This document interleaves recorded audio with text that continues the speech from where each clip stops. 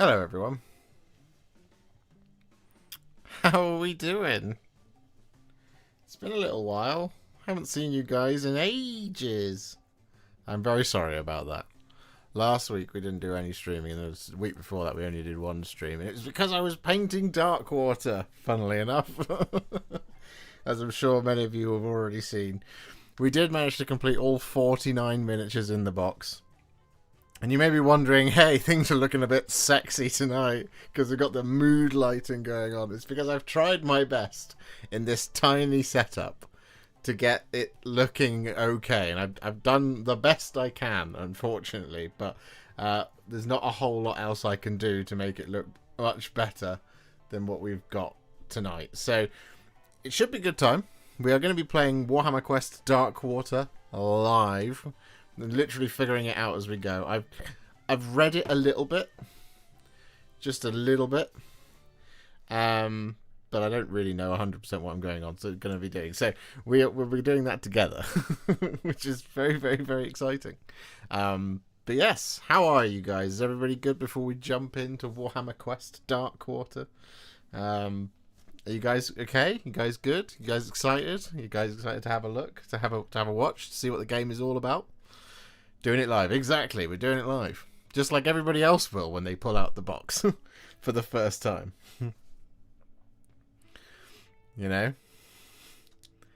Boom! 30 months somehow. I turned 25 on Tuesday and starting a new job soon, so all is great. Cannot wait for all these tutorials. Jacobus Vine is my fave. Thank you very much for being a member for 30 months. Bungus. Cameron. I'm assuming that's you, Cameron, I think. Darkwater Plus, like Darkwater, like Darkwater, but with 100% more Josh. That's true. That's true. There's 100% more Josh involved in this one. Yes. So, Warhammer Quest. You guys are excited for it. I'm very excited for it because I think this game's going to be really fun. I hope it's going to be really fun. It took me a second to figure out what the rules were talking about, but then I figured it out, and then I was like, okay, now it makes sense. just took me a second. But yeah, as I mentioned in the sprue review yesterday, if you haven't already seen that one, do go and check it out. I mentioned in the sprue review yesterday that we are going to be doing there's a video for every single thing in the box coming. There is only one video that has been combined, and that is the Maya Kelpies and the treasures. They've been combined into one video because Contrast Plus How to Paint Darkwater Treasures and Contrast Plus How to Paint Maya Kelpies would be extremely short videos. So that's the only thing. So that's a two-parter in one video. Everything else has got its own videos. So the Cankerborn, the Blight Templars, Belga the Cyst Witch, Shaman Foulhoof, Gelgus Pust, Mulgoth the Cleaver, the Pox Wretches, the Pestigors. That's all the bad guys, I think. We then also do have Jacobus Vine, Kelthanor, Drashavorn, Drolf Ironhead, who's the dwarf, Inara Scion, Brentilus, and Edmark Valoran. I think that's everything in the book. So there is 16 painting videos coming your way. They are going to be going over the next few weeks. We're going to try and do one most days. We're going to be following our typical streaming schedule now. We'll be back to normal because I'm no longer pressed for time to get this box done.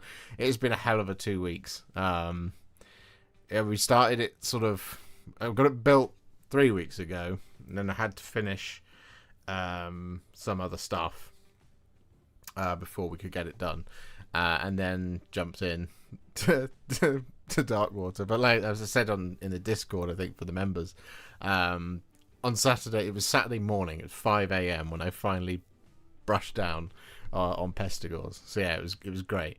It was a long journey, but it was really fun, and it's a fantastic box to paint. So for anybody who's looking forward to a fantastic painting project, it is also one of those. Let alone the game. We don't know about the game yet. We will figure out the game very, very shortly. But before we do that, I'm going to jump into the chat. Hello, Carl of Hodgie. Thank you very much for being a member. For becoming a member, I should say. You are our first new member of the day. That is 1 of 50. 49 more, and we'll hit a goal. Maybe November won't be as bad as it has been. Captain Bannerings has been a member for 30 months. Got one of these too. Have it. I shall have it. I shall have it, and I shall enjoy it. Thank you very much for being a member for 30 months. It's fantastic. Can we have a video with green Nurgle armor first, please? You can. The best thing to do is now in the chat. Tell me, what video do you want to see first, and I'll count it up. And just tell me throughout the video, throughout the stream, which ones you want to see first. Because we're going to be dropping 5 painting videos a week for 3 weeks. Because there's so many of them. So the schedule is going to be Tuesday, Thursday, Friday, Saturday, Sunday. Is going to be all of the as the videos come out. So you've got 10 before it'll get into your hands, and then 6 more once it's in hand. So whatever's the thing you don't want to have the most. And then Haleth, the worst son of Hammer, has dropped by to say his 50 members. You absolute bloody legend. Thank you so much, buddy. I hope you're doing well today. Water Sword Lady first, after. I can't not release any of these painting videos until I've painted an entire army of the Halls of Thranduil. I'm afraid, Haleth, worst son of Hammer. These videos need to go out, otherwise we'll be here for another week and a half. Blight Templars, Blight Templars, Blight Templars. Not Gelgus Pus. It's the same. It's the same recipe. Same recipe. Do let me know throughout. I will consider everything that you request. But thank you very much for putting us to 51 of 50. Let's just do that, shall we? Give someone else a chance. Anyway, here we go. Let's have a look, shall we? So if we go over to this screen here, as I said, I've done the best I can. You know, it looks a little warm. We could actually probably drop the exposure just a little bit here. And there's a bit of a shine, but I do have a very limited space with which to film this kind of thing. Let's do that. That should look a little bit better. So I can only apologize about this shadow, this bright spot over here. But otherwise, here it is. Here's the box. What we'll do is we will minimize the things. Well, we'll minimize the things in a second because Yamel Langmar has said member for 32 months. It's great to have all these videos ready. I'll be watching everything as they release. I'd go with Heroes first. But then James Matthias has dropped a 50 gifted Warhipster memberships. And then Haleth has dropped another 50 gifted memberships. What are you guys doing? You guys don't want to see the game get played. I see. That is incredibly generous of you guys. Thank you so much. Oh, what are you doing to me? You can try and make me cry before we've even got started. That's so generous of you guys. Thank you so very much. I send out much love to you. Need bribe tears for Water Sword Lady. She'll be early, that's for sure. That's for sure. Thank you, guys. Thank you. I really, really, really, really appreciate that. It's unbelievably generous of you. Thank you.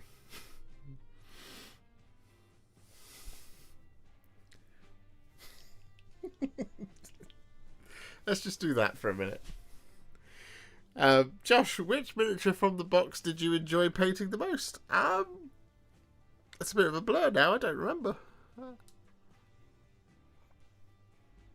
It was very, very fun throughout, if I'm going to be honest.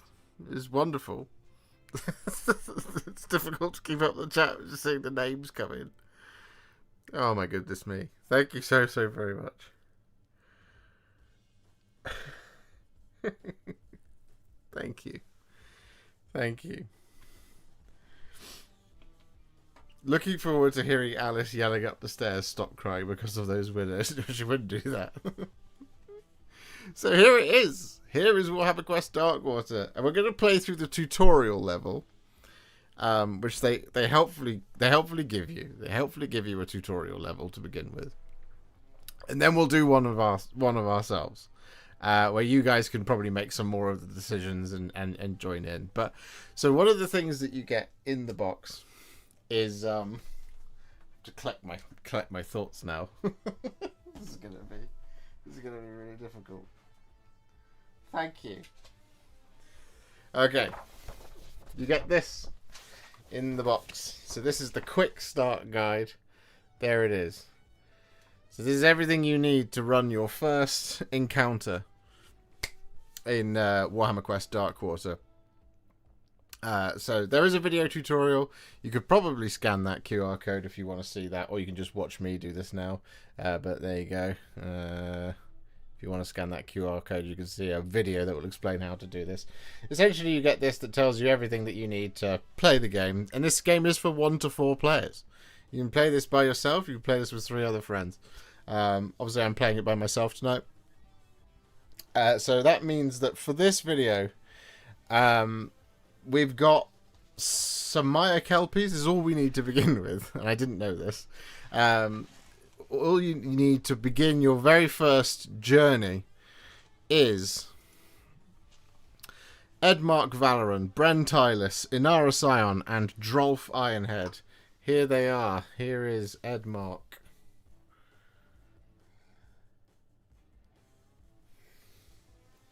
And here is Bren Tylis.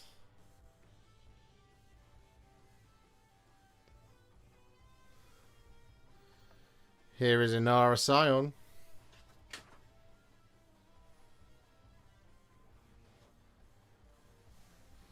And here is Drolf Ironhead. See, that's why the building manual had the 4 heroes in the Kelpies first. That does make sense, actually, thinking about it. I should have read that first. What's the quality of the book/board like? I think it's pretty high. The book is not particularly impactful, shall we say. The book is kind of like, it's just one of these sorts of things. It's a glossy book. It's not very big. There's not a huge amount to it. There's 36 pages, including the quick reference on the back. The book's really good. It does feel like there's a little bit of damage going along here, but that's for it to be that sort of lay flat nature. Mine's a little bit battered because my box got squished, I think, at some point. But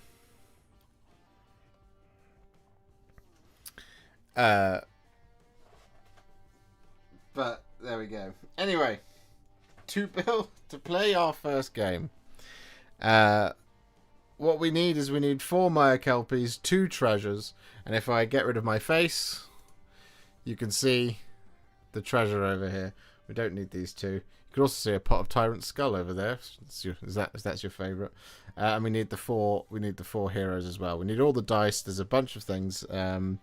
We have a pile of cards, which is why I have such a kind of minimal area with which to do this. But essentially, what we need in order to start is we need our first scenario, which is Cleanse the Spawn Pit. So Cleanse the Spawn Pit is as thus. The heroes succeed at the end of a battle round if a hero is in the Swirly Hex, which is this one. So that one's a Swirly Hex. I don't know if there's any other Swirly Hexes. Doesn't look like there are any other Swirly Hexes. It's just there. So this is page 1 in the map book. Now, it might look like you can just go straight there. However, as I was learning, there's different types of hexes that we can that interact differently on the board. So when you see a solid white line, that's impassable. You can't go into it. These yellow ones are traps. There are snare hexes, and then not on this board there are red ones which are lethal hexes. So maneuvering is slightly difficult. For some reason they put Drolf right at the back here in the setup. He's the one that moves the slowest. But Edmark is where we begin. Okay, so what we have to do to win our first mission is we need to succeed at the end of the battle round if a hero is in the Swirly Hex. Heroes cannot enter the Swirly Hex while there are any nests on the battlefield. The nests are this one, this one, this one.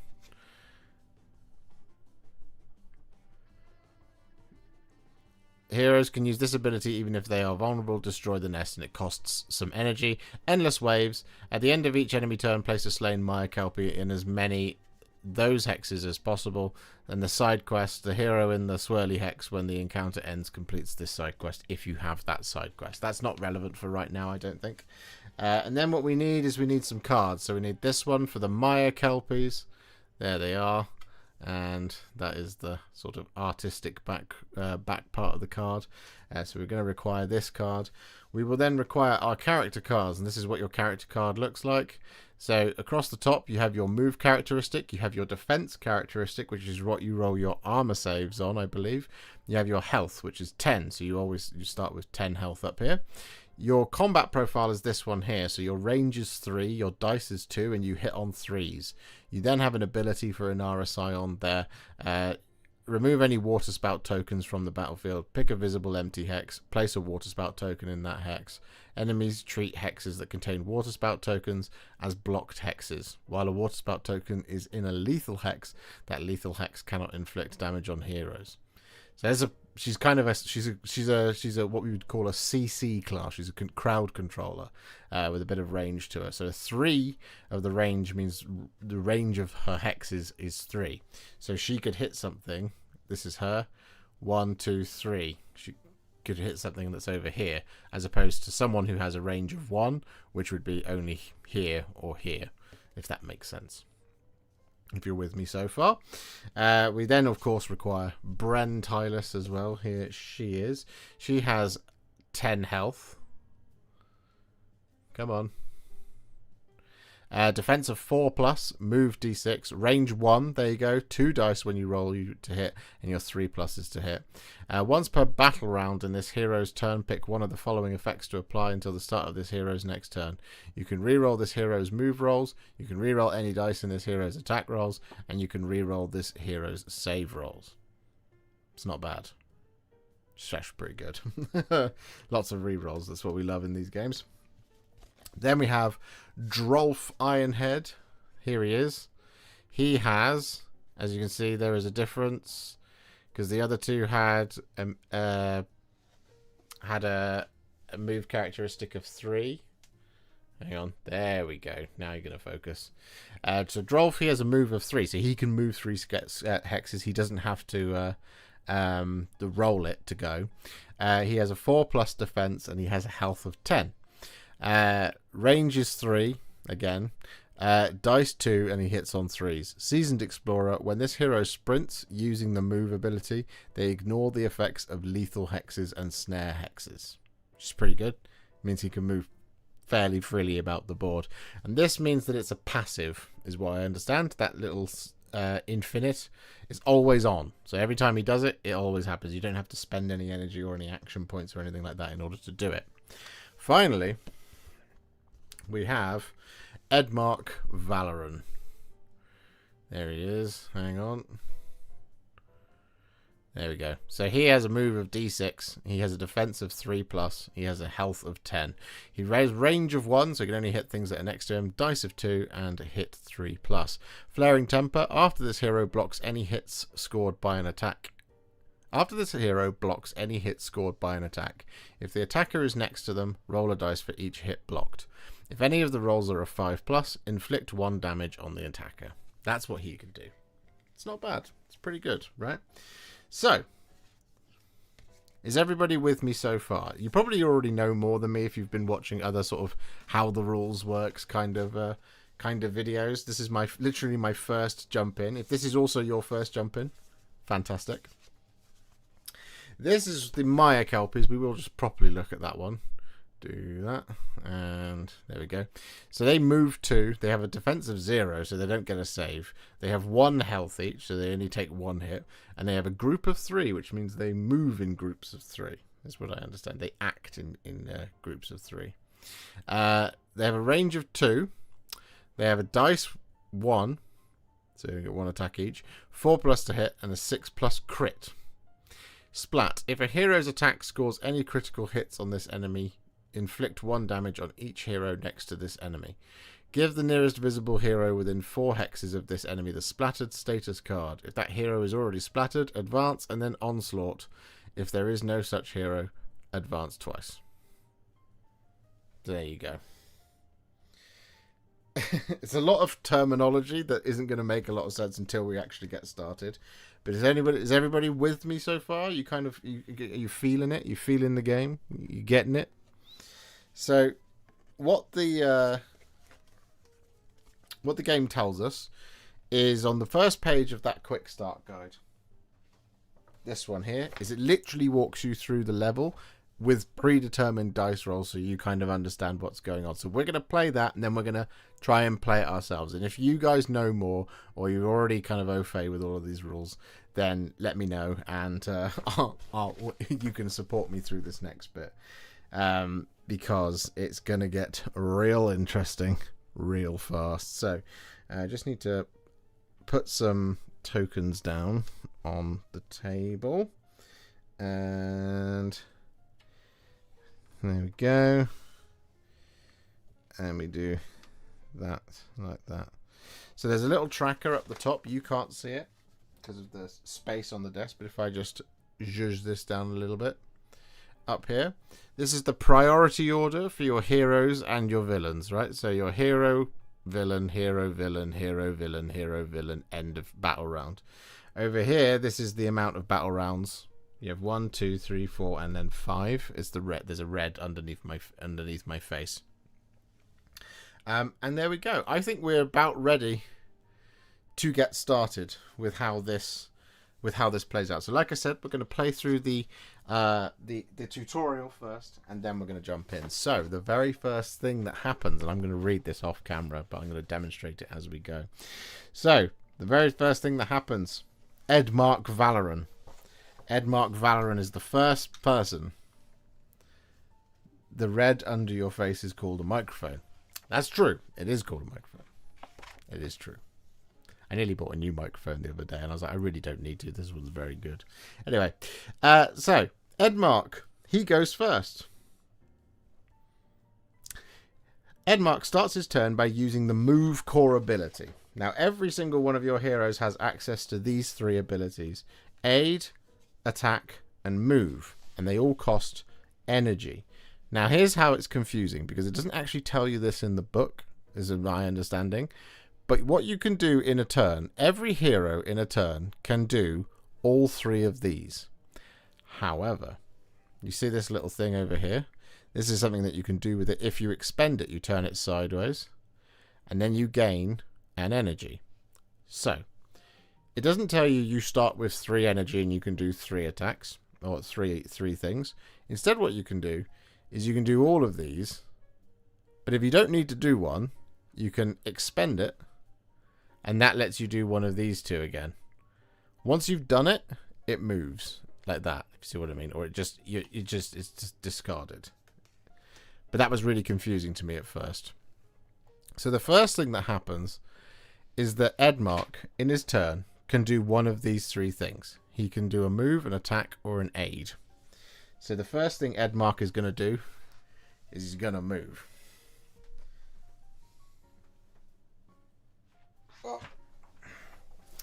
So according to this, the very first thing that he does is he rolls a 4. Let's see if we roll a 4. No, we roll a 2. Anyway, so he rolls a 4. So Edmark then can move 4 hexes. So he's down here. He can go 1, 2, 3, 4 hexes like that. So because these have got the white edges, he can't go through these. He has to go through these waterways, as it were. If that makes sense.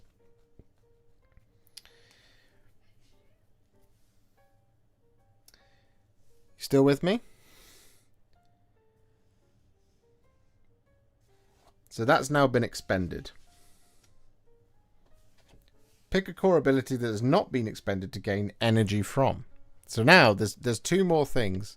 There's 2 more things that he can do. Right? He can do aid or he can attack. Right?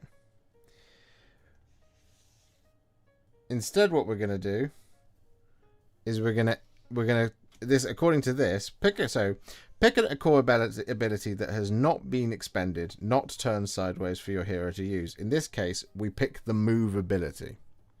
So we pick the move ability. Pick a core. Then we want to gain energy. So we can turn this sideways to do it. So I don't think we actually turn this sideways because we've done it, but we need some energy back to do something else. I think is how it works.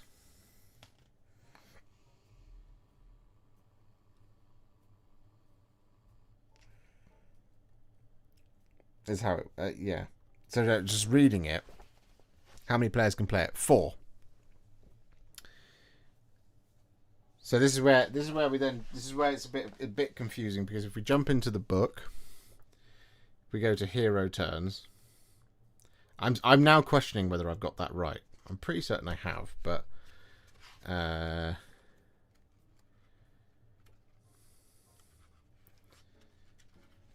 cool.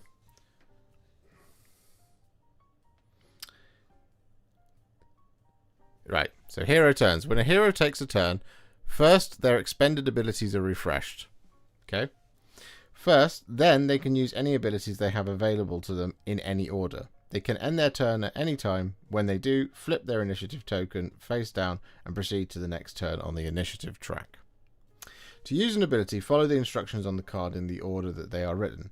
If any of the instructions cannot be followed, that ability cannot be used. Heroes cannot use abilities outside of their turn unless the ability says otherwise. Use this after this hero is picked to be the target of an attack.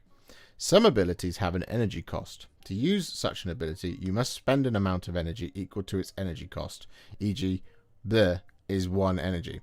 Energy is gained by expending or otherwise using certain abilities, such as core abilities. See the example card opposite.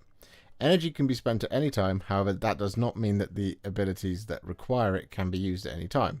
All unspent energy is lost at the end of the turn.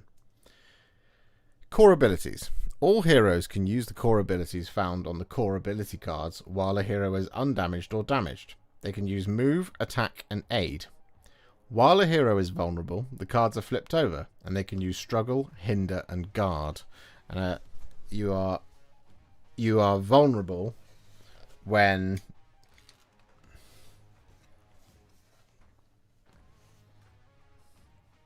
your damage token is down there. So once you've taken 10 points of damage, that's when you're vulnerable, and then it moves on to the next thing.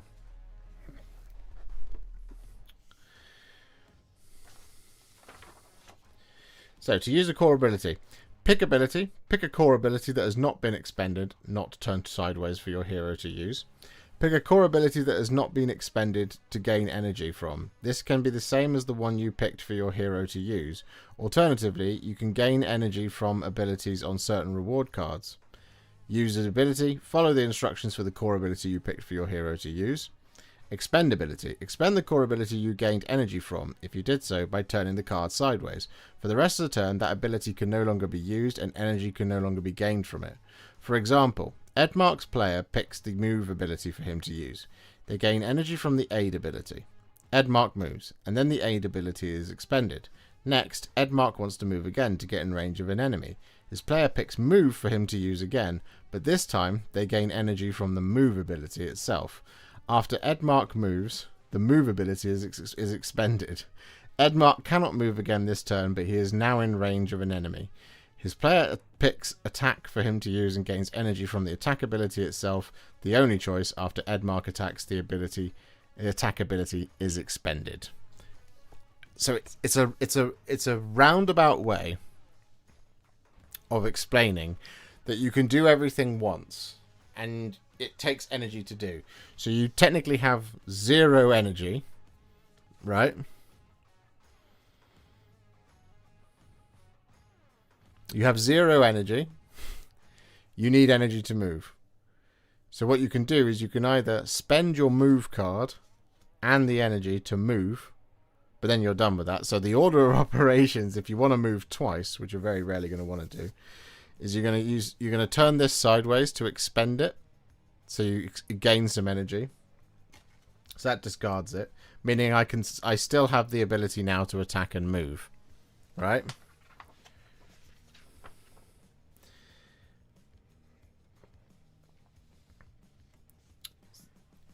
So you use aid to move. So you turn it sideways to gain the energy to move. We want to move again, right? Edmark uses the move ability again. We decide to pick move to gain energy from, and we roll a 4 for his second move. So we roll it, and then we roll a 4. That's a 6. We roll a 4. So now move is done. But he can now move 4. So he goes 1, 2, 3. Like that. So he's now in combat. He's now in combat with the Maya Kelpie. Making sense?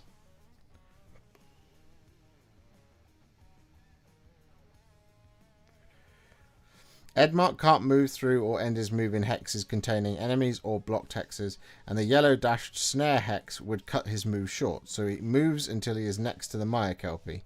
We then expend the move ability. Now Edmark is close enough to attack. Alright? Because his range was 1.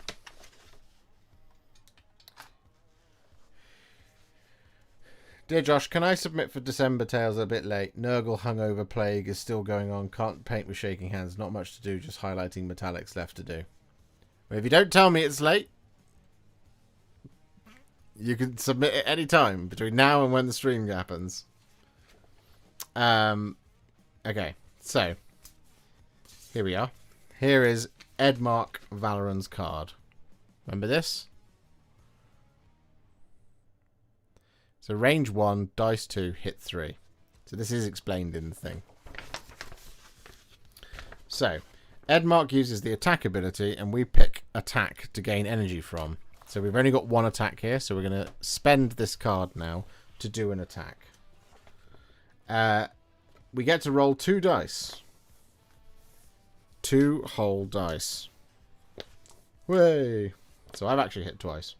But in their instance, the Maya Kelpie's... so Edmark targets the Maya Kelpie he is next to, and we roll a 2 and a 6. The 2 is a miss, but the 6 scores a critical hit. So this is what they've rolled in their example. Like that. On this Maya Kelpie just here. A critical hit scores 2 hits instead of 1.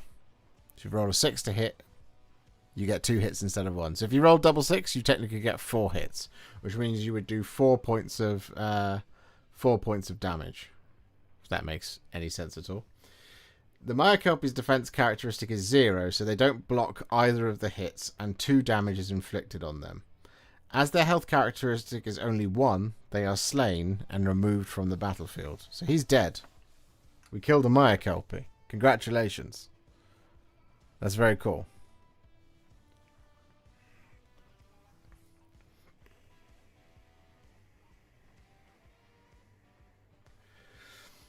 Unfortunately for Edmark, the Maya Kelpie's Splat ability means they explode when struck by a critical hit, and this inflicts 1 damage on him. Move the damage token on Edmark's damage track down 1 space to 9. So that's his thing. So he has... we need a token.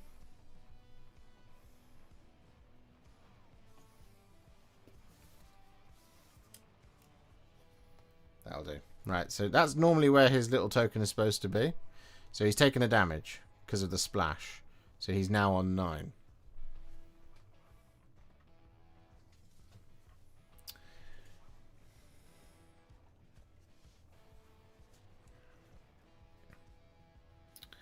So you can use the ability you're tapping for energy, but once you have tapped that ability, it's gone for the turn. That is correct. Yes. Yeah.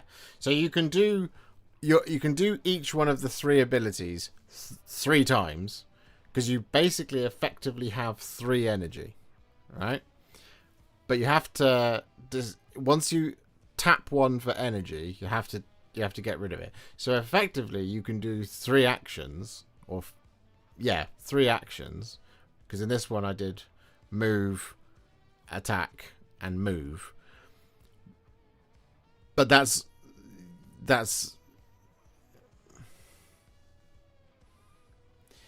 But But if you use your first action, okay, really cool. Really need to consider your moves then, as if you tap in the wrong order, it can mess you up. Exactly. But if you use your first action to move or attack by expending your aid card, you can't aid that turn. That is exactly correct. Exactly correct. Exactly correct. This will explain it now a little bit further, right? Because we're about to get into it. We're nearly there. So the enemy turn. The next thing is the enemy turn, right? Because Edmark has now gone. And as you can see, according to this, Edmark, all of his abilities are spent. We're now onto an enemy. Which in this case is going to be the first Maya Kelpie. In each enemy turn, the enemies of each type will activate. The player with the leader token is responsible for activating them. In this case, the player controlling Edmark, so that's me. The Maya Kelpies have a group activation number of 3, so in each enemy turn, the nearest 3 Maya Kelpies to the hero that just finished their turn will activate. We'll start with the closest Maya Kelpie, which is 3 hexes north of Edmark. Here. Boom. That's where he is. The action queue shows the leader what to do for each enemy type. As the action token is on the top row, the leader will roll the black action dice for each Maya Kelpie to determine what action they will take. Okay? So, in this instance, this is where there should be a little token just there. So what we need to do is roll the action dice, and this is what the actions that the enemies can take, right? It is explained.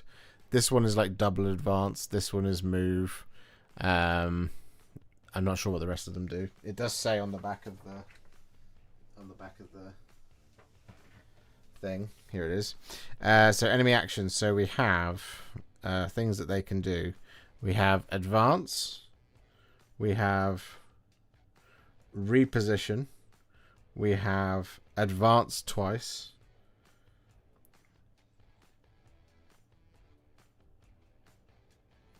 This is advance, then onslaught. This is reposition, then quick attack.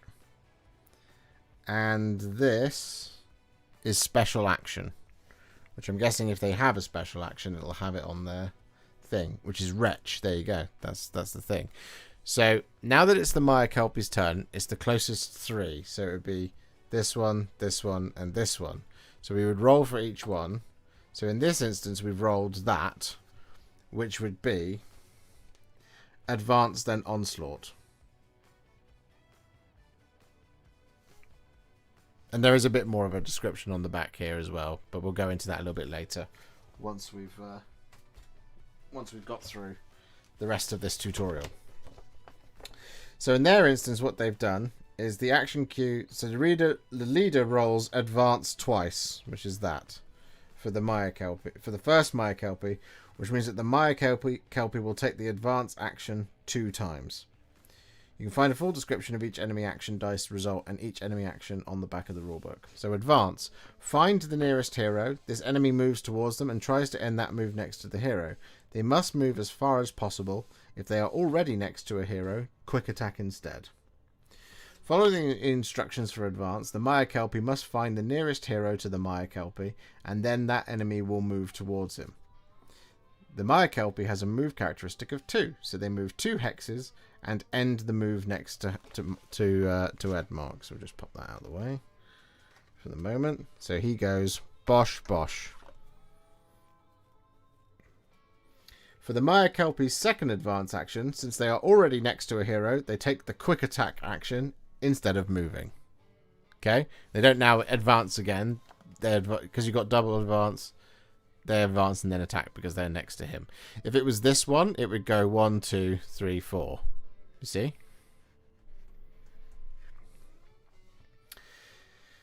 The leader will roll 1 dice for the Maya Kelpie to attack, and will need to roll a 4 or higher for them to score a hit. Luckily for Edmark, the Maya Kelpie can't score any critical hits when taking the quick attack action.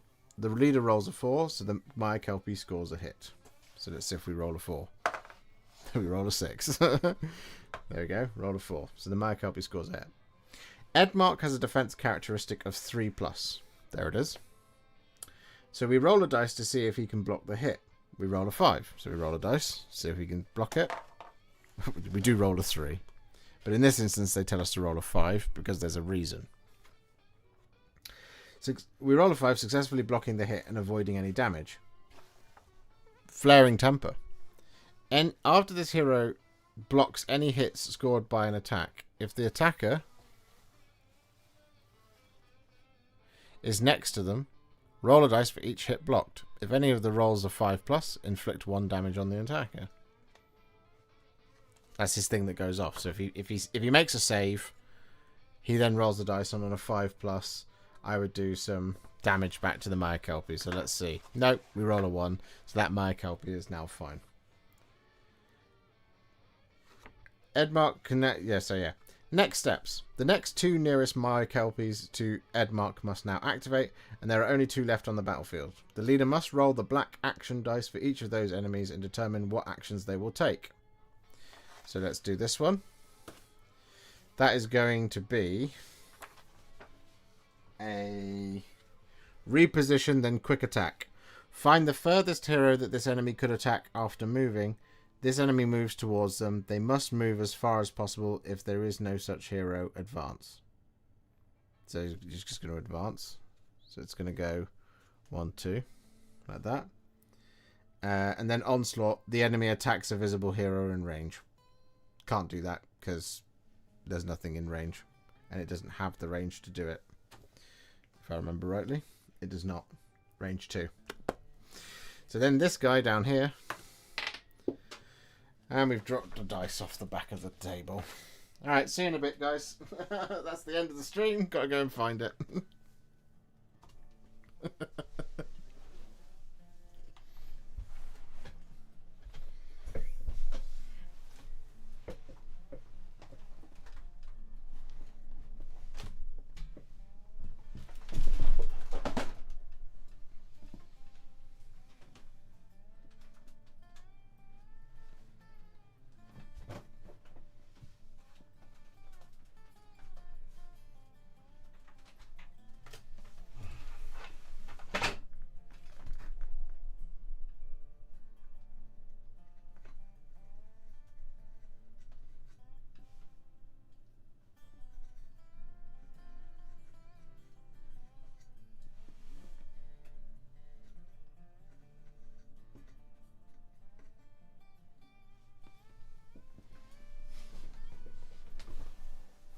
Found it.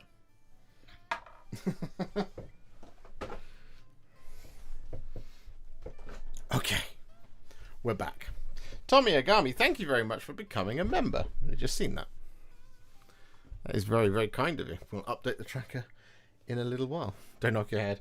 I got my hair, my ponytail got stuck on a one of my little mounts on the desk. So now it's all raggedy and pulled out. So that's fun.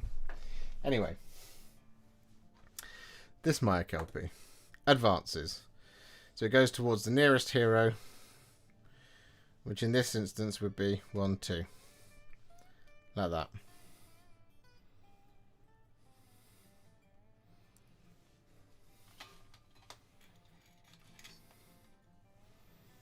It would be great if the playlist for this game was in order of use in the game. Well, then I'd have to open every single card.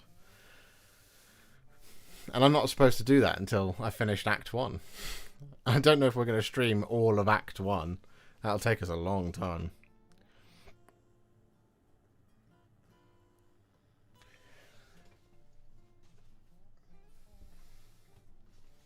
So all the Maya Kelpies have gone. Then the next hero turn begins. Looking at the initiative track, it's Bren Tyler's turn. Continue taking hero and enemy turns until you reach the end of the initiative track, and therefore the end of the battle. Move the action token on the Maya Kelpie's action queue to the next row, flip each hero's initiative token back over, and move the timer token 1 space to the right on the round track. Then it's time for a new battle round, starting with Edmark's second turn. All of his expended abilities are refreshed. Continue playing battle rounds until either the heroes succeed, they destroy each nest and reach the hex, or fail. The timer token reaches the last space on the round track. So there you go.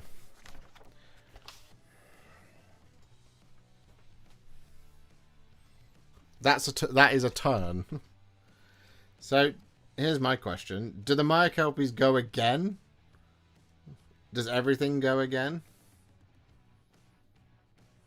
Or is that them done?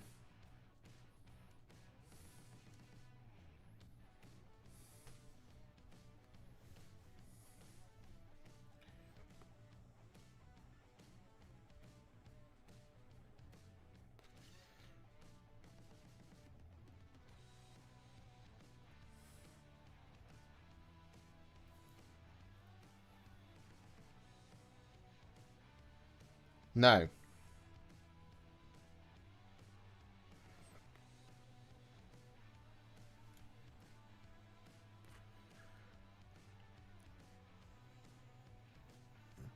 On each enemy mark in the initiative tracker, they activate.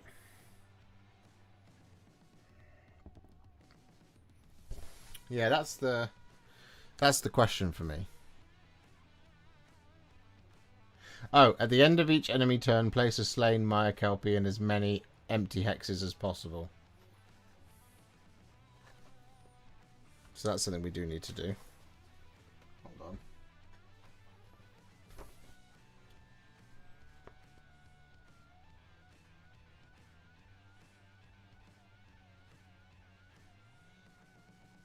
Okay, finally, at the end of the enemy turn, we need to resolve the Endless Waves rule on the encounter card. Place the slain Maya Kelpie in the hex that doesn't already have a hero or enemy in it. So we take one of our Maya Kelpies, and we need to put him in a hex. So we're going to pop him there. Why not?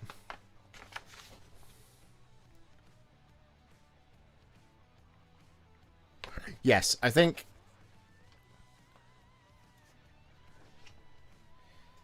the Maya Kelpies will go every turn because of reasons. They're the only enemy present. It would seem weird for them to just sit there now while 3 heroes go. So the Maya Kelpies, I think, will go every single time. Is my kind of understanding of how that's going to work. But so now we're without the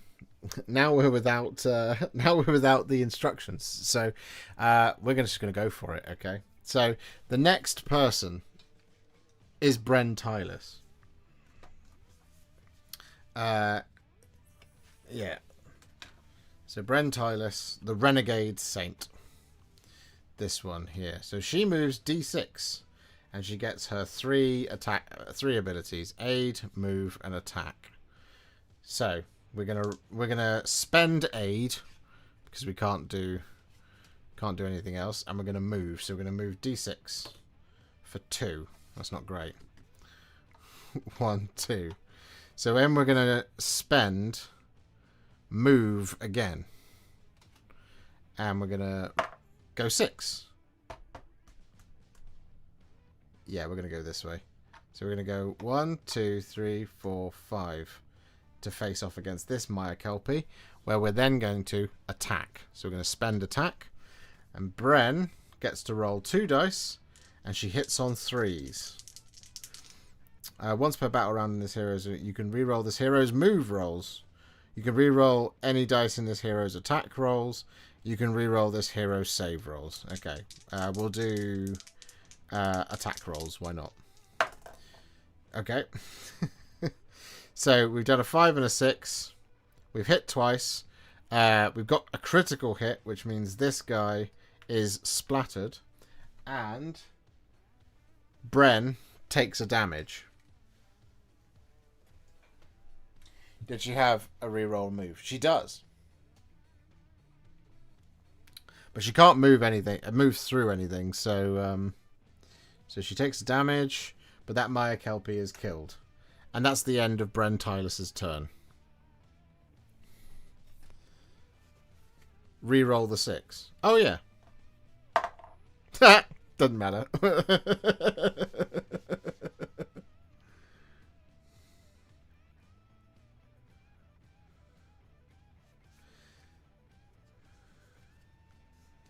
There we go. Okay, well, we've got 2 damaged heroes. So now it's the Maya Kelpie's turn. So we're going to pick this one, and it's going to activate. So what's it going to do? it is going to do special action. It's going to retch. Give the nearest visible hero within 4 hexes of this enemy the splattered status card. If that hero is already splattered, advance and then onslaught. If there is no such hero, advance twice. So we're going 2. We're going to advance twice. So who's closer, do we think? Bren? Let's go Bren. So 1, 2. 1, 2. Makes sense. We'll activate these 2 as well. So this one is going to advance. 1, 2. And then this one, I suspect, has to fight against Edmark. Let's just make sure on that, because they're in combat with each other.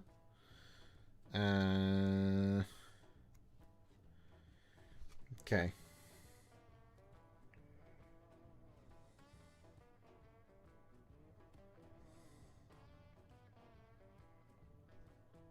Yes, so that's a reposition. Find the furthest hero that this enemy could attack after moving. This enemy moves towards them. They must move as far as possible. If there is no such hero, advance.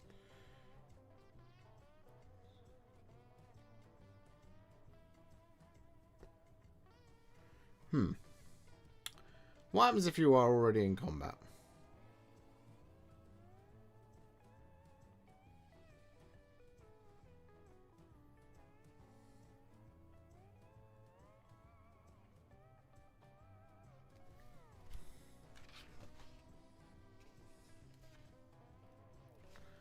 I guess they just have to... Because they can't do reposition, so they have to advance. And because they're already next to a hero, they then have to quick attack, I think is how that works. So we roll a dice, and on a 4+, we get a hit. No, misses. I am missing, yes.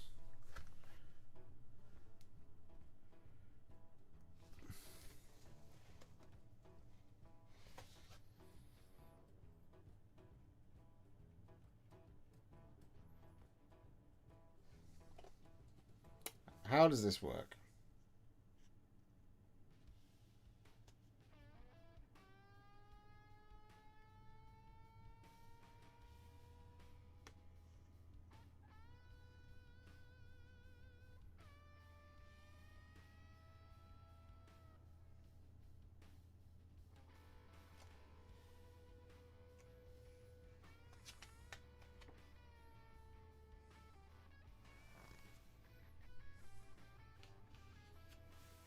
I'm very confused. Should it be the red dice? Maybe it should.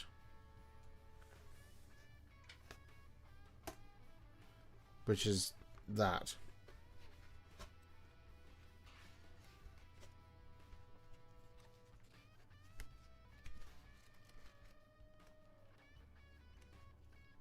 This is very confusing.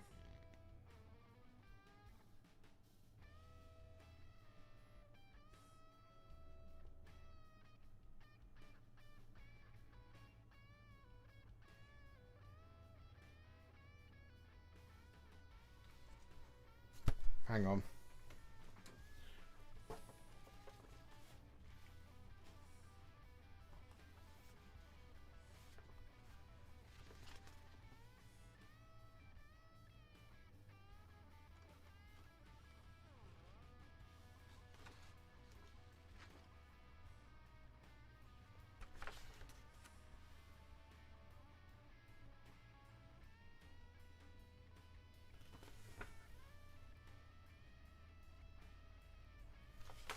I'm so confused by how enemies work.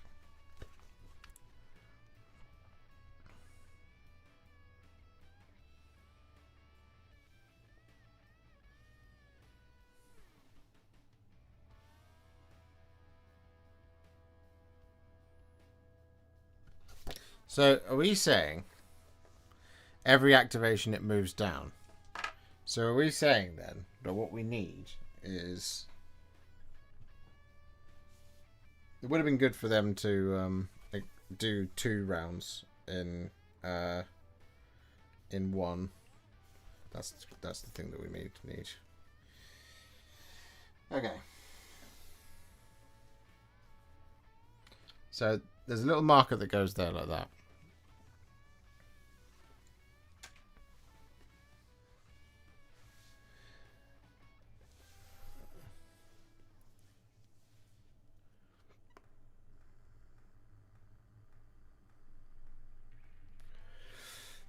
So reroll. So should it be the red dice? So that's where it starts, right? I'm just trying to figure out now whether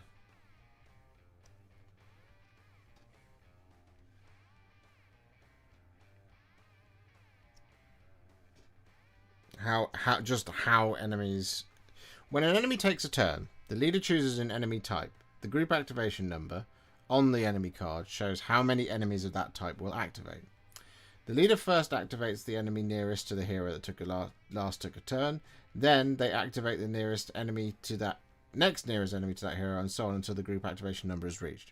Some enemy types have actions that summon new enemies, so the nearest enemy might change as the turn progresses. When an enemy activates, the leader looks at the relevant enemy card, finds which row of the action queue has the action token, see right, and then follows the instructions in that row.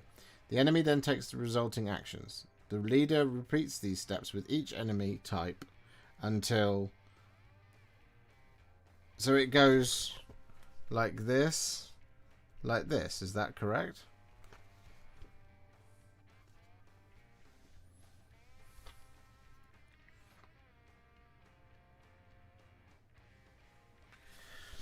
I think I understand where I went wrong. So this guy was here. This guy was here. Okay. I get it now. I do get it. I get it. I get it now. Right. So we've activated them again, which means once, because we've done an activation and it went from we did the black dice. Now we do the red dice. So we then roll this for 3. So we start with this one here. So we roll that. That is a little thing like that. That is onslaught. The enemy attacks a visible hero in range, which is this guy, on a 4+. He missed. So there we go. Then the next one is this one. That is reposition, then quick attack. Find the furthest hero that this enemy could attack after moving. This enemy moves towards them. It would be, well, it'd be one of them. So we go 1, 2. Then it's quick attack. So it can't quick attack. Oh, wait, hang on. Yep. It can't quick attack, so it doesn't do anything, because it doesn't tell me to go over to advance. So then it would be this guy. So we roll the red. Same thing. 1, 2. Can't quick attack, so it stays still. Third paragraph under 3. Next steps.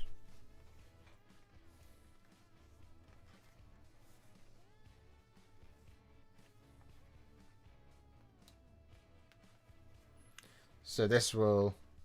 Yes, at the end of the turn... At the end of their turn, we generate a Maya Kelpie. Hooray! Look at that.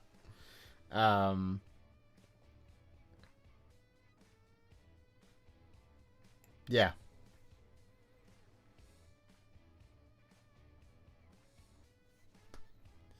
Excellent.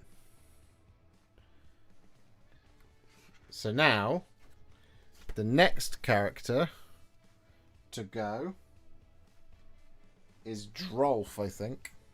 No, it's Inara Scion. She's up next. So she moves D6. So, Inara Scion, here she is. Pachow. Okay. I think we're getting the hang of it. Getting the hang of it now. Third paragraph under 3.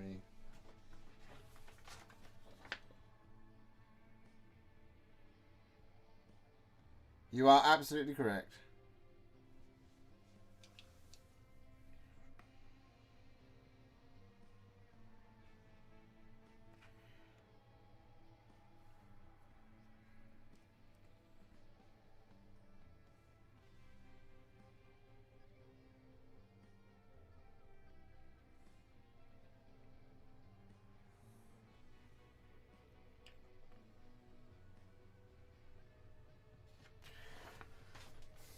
Okay, I think we've got a hand on it.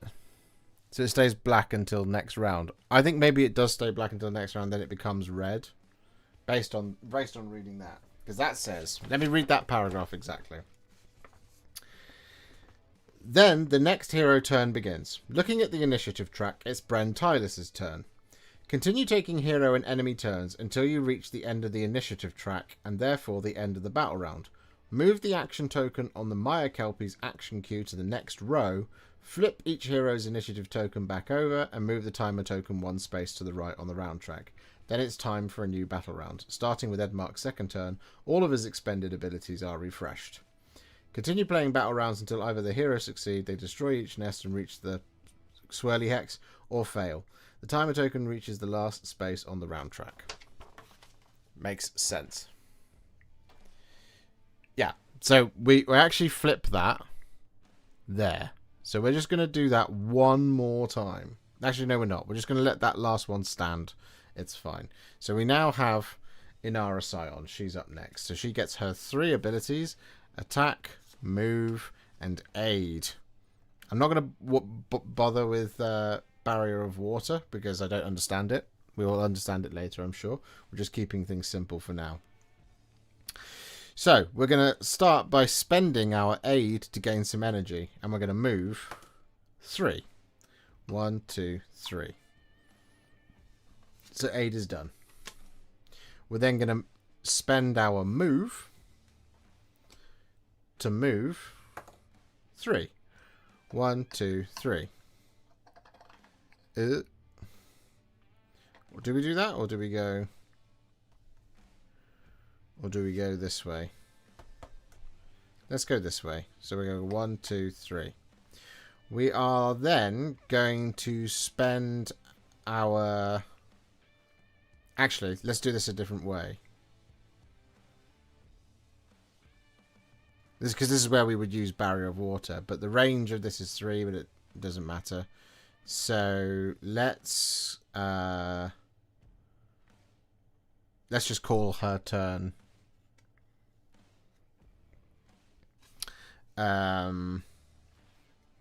She can't get eyes on anything because she's only moving 3s. So let's spend the attack to move once more. 4.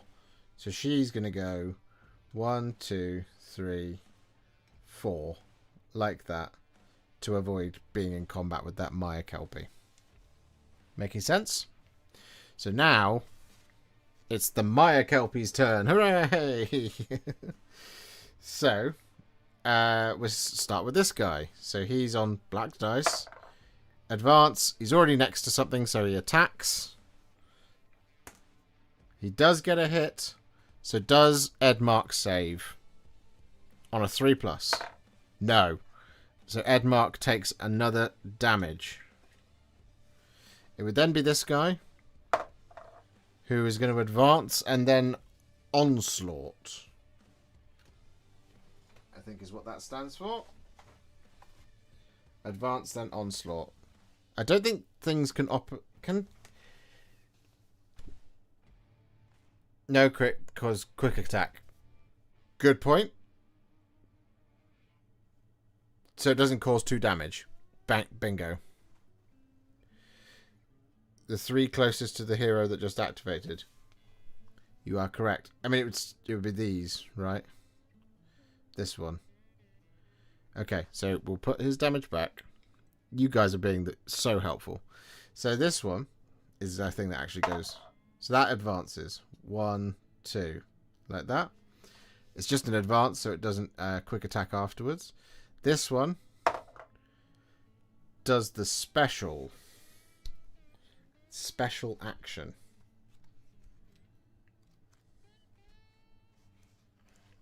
Is that correct?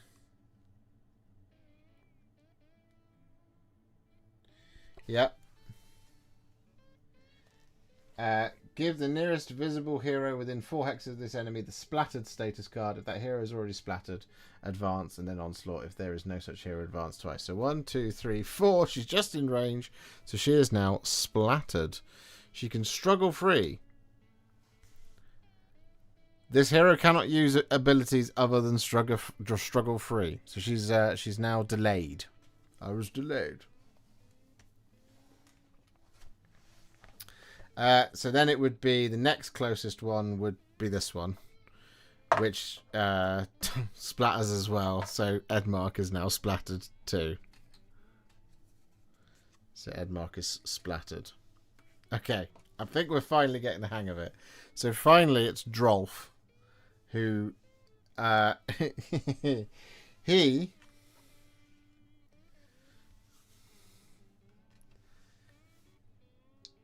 when this hero sprints using the move ability. What is it? What on earth is a sprint when it's at home?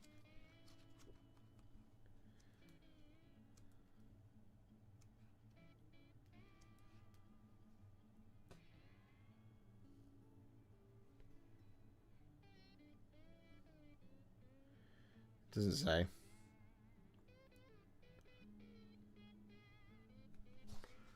They make a move roll by rolling that dice to see how many hexes the hero or enemy can move. But Drolf just moves 3. It's on the move card, is it? Spend an extra blur and this hero moves up to 6 hexes instead. Oh, I mean, he's a zippy little guy. Oh, you're absolutely right. It does say it there. Move. Spend an extra 1. Okay, so if we spend move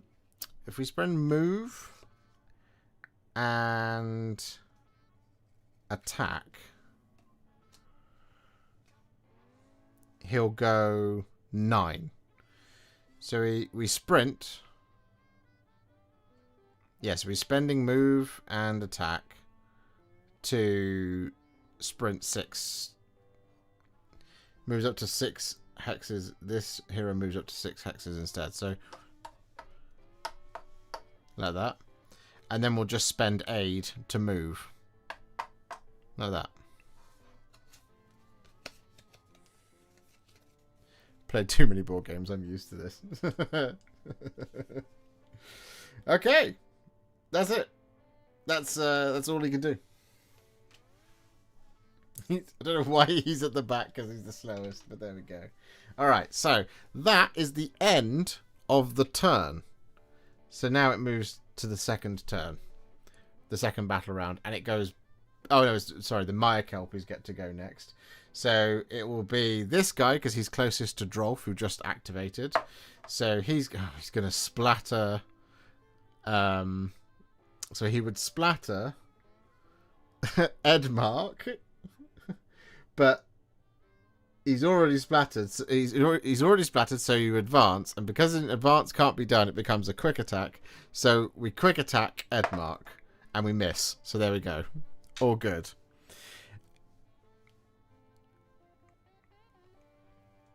He can't go through walls.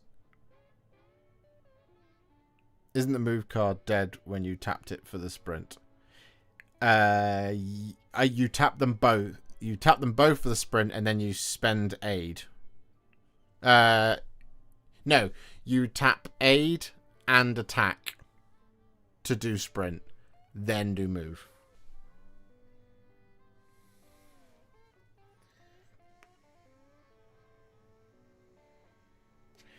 That's how you can do it. Can he go through walls? No, he can't go through walls. He goes through... He sprints through lethal hexes and snare hexes, so the yellow ones and the red ones.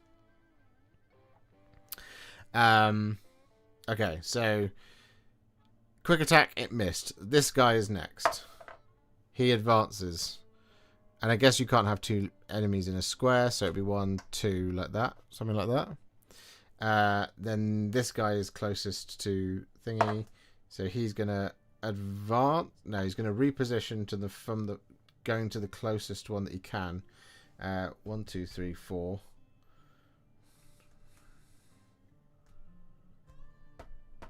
It's going to be this way. 1, 2. Can't do a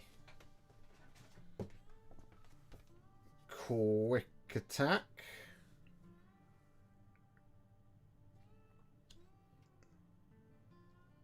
And that's it. That's the end of the Maya Kelpie's turn. So now it comes all the way back around to Edmark. So he's splattered. So Edmark has now got aid, move, and attack as his 3 things that he can do. We're going to spend core ability aid to get the energy to get rid of the splatter. So he's no longer splattered. We're then going to use...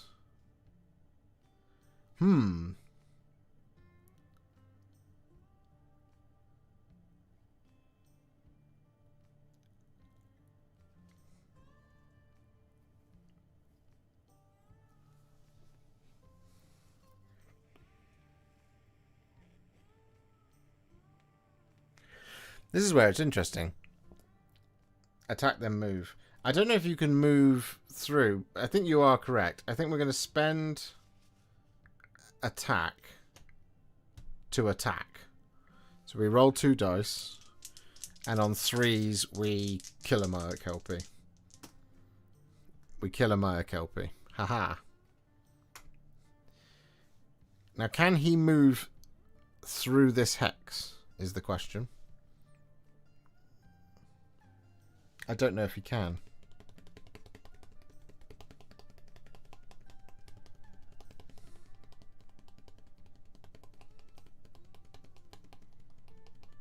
Attack of opportunity, methinks. Yes. Let's have a look at the rulebook. See what the rulebook says.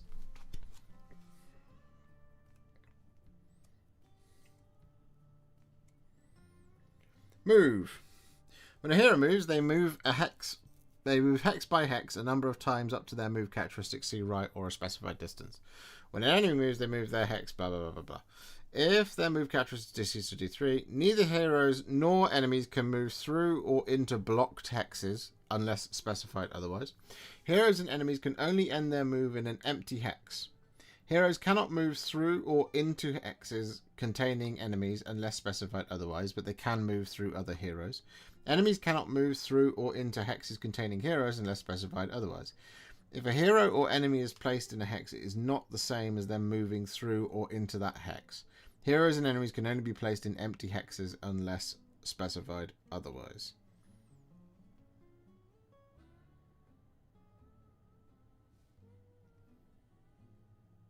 It doesn't say that you can't move into range and then out of range.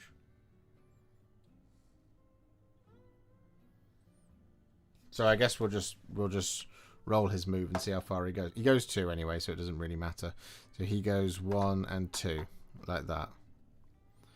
And then that is the end of his turn because he used his move. So now this has moved down into the red zone, and we go with Maya copies.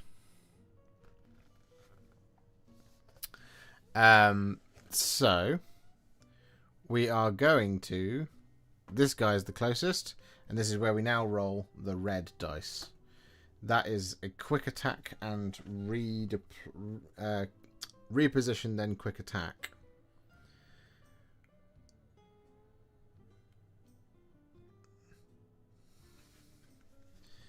So that's the furthest away.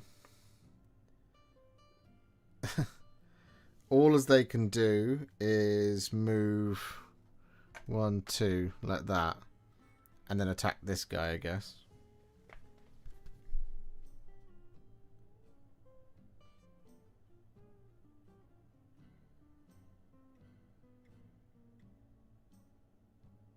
Oh, find the furthest hero that this enemy could attack after moving. Yeah, it's this one. So he then quick attacks Drolf. And misses. Okay. Now it's this one, who is going to... Oh god, what does that mean? Grievous blow.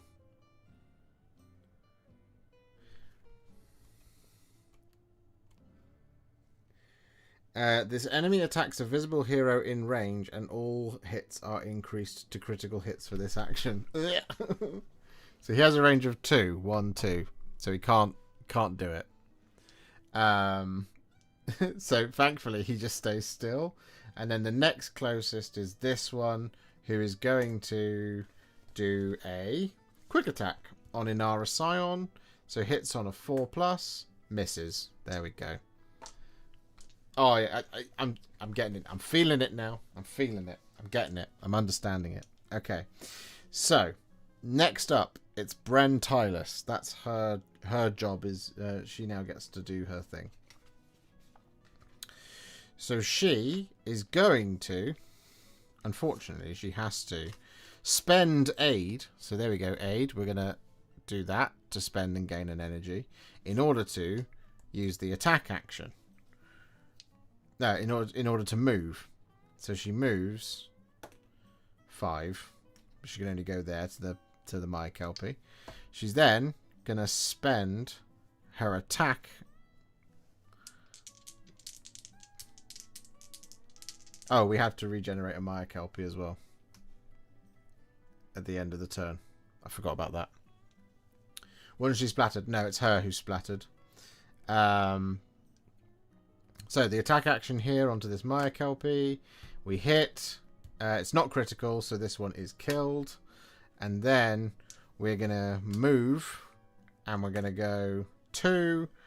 I didn't say if we were going to re-roll, but we'll re-roll anyway because that's one of her abilities. 6. So she's going 6. 1, 2, 3, 4, 5, 6. Hey.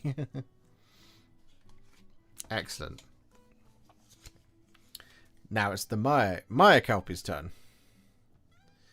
So this is the closest model to the hero that just activated. So off she goes. So red, that is a advance and then onslaught. Yep. So we go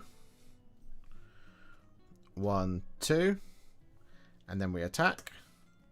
That is a hit. Does Bren save it on a 4+?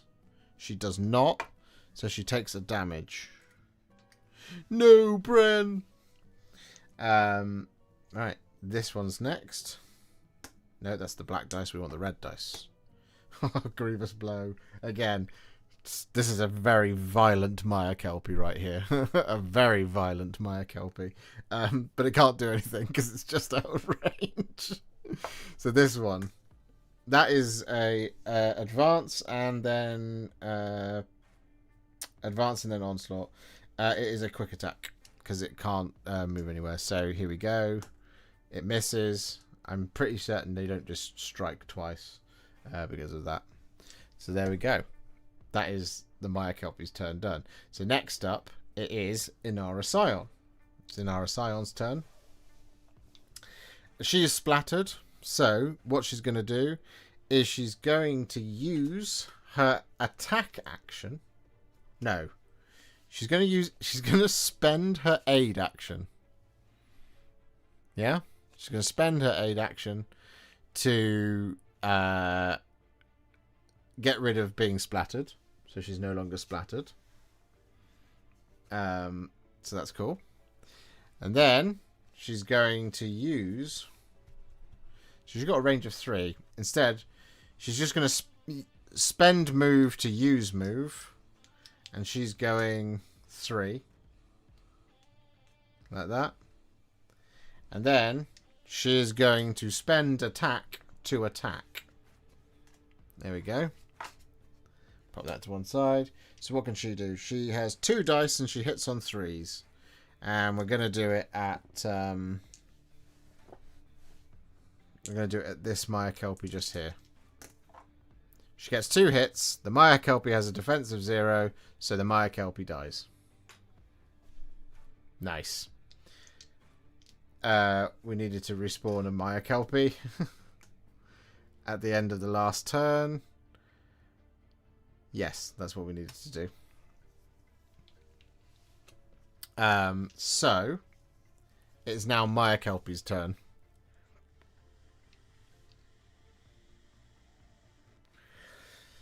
So the closest, 1, 2, 1, 2, is going to be this little guy. Oh, so that is a attack action, quick attack action. So if you can't quick attack, you just stay still. So it's going to stay there. This one. Oh, special action. 4. Right, here's the question then. Line of sight. Because I don't think it can see.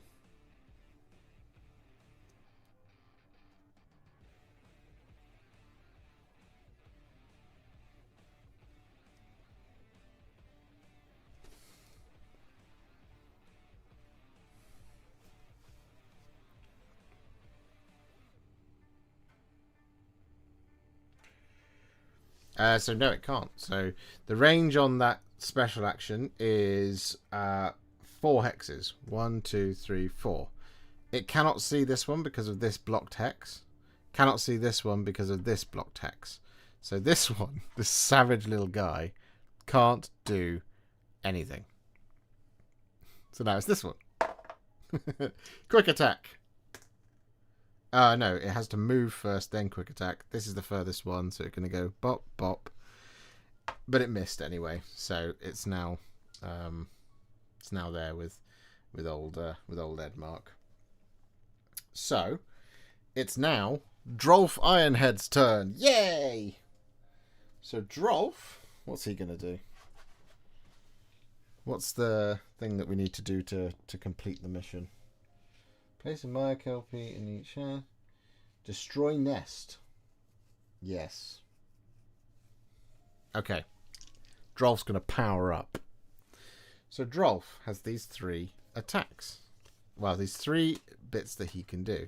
So what he's going to do is he's going to spend aid to move. And he goes... Oh no, he has to sprint. To not get caught by this trap attack. Because it's a snare hex. And the snare hex reduces movement.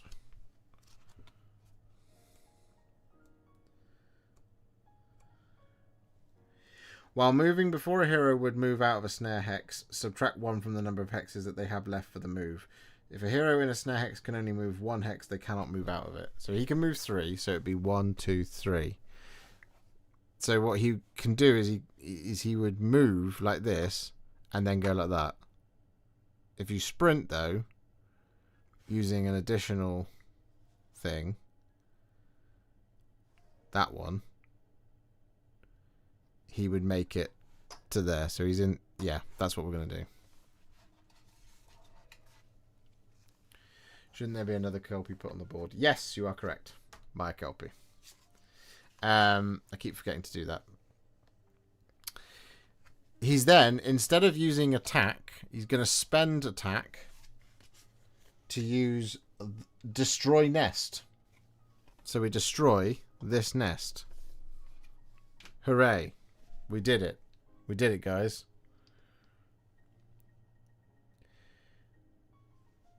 Do line of sight not get measured from any part of a hex to any part of a hex?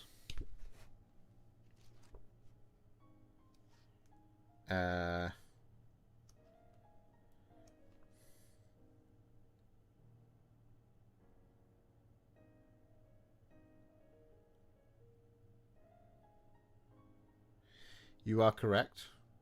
Okay, you are correct. So he can actually see here. So we're gonna splatter. That's what needs to happen. Inara is gonna be splattered. There we go. You are correct. So any part of a hex can be drawn to any part of a hex. Making sense. That makes sense to me. Yes. Okay. So now it's my Kelpie turn. He's the closest over here. So it goes like that. And that is a onslaught. So this is any of these attacks on Edmark will count as critical hits. Nope, doesn't do anything. This one is the next closest to Drolf. That is advance and onslaught. Uh-oh. Like that. Oh, it is. So that counts as 2 hits. So now Edmark saves on 3 pluses. which he does. Oh dear.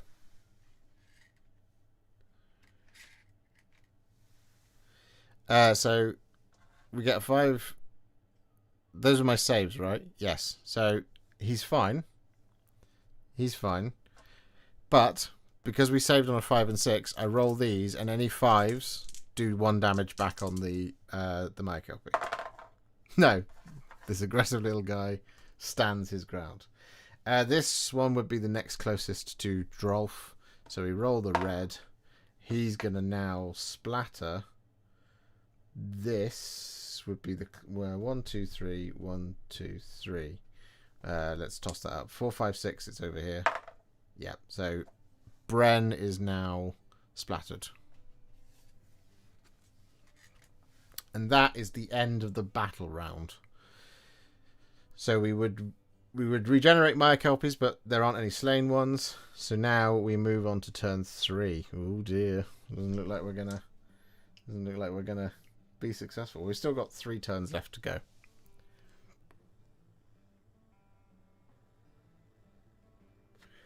So then we move this to here. So now they're just going to splatter everything, the Mykelpies. That's what they're going to do in their turns. So we're going to start off with, we go to Edmark, right? So Edmark is now going to do an attack action. So he's going to spend his aid to get the energy to use the attack action on the aggressive little Mykelpie. Farewell, dice. That is a critical hit, which means Edmark takes a damage, and we'll re-roll. Yeah, that's fine. But this Mykelpie is slain. We are then going to spend attack to attack this Mykelpie. Edmark takes a damage, but does kill a Mykelpie. There we go. We are then going to spend move to move, and he is going to go 1.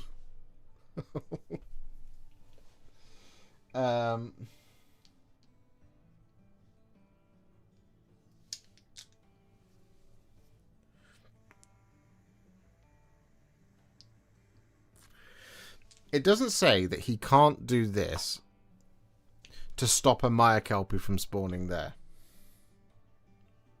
Doesn't say that he can't do that.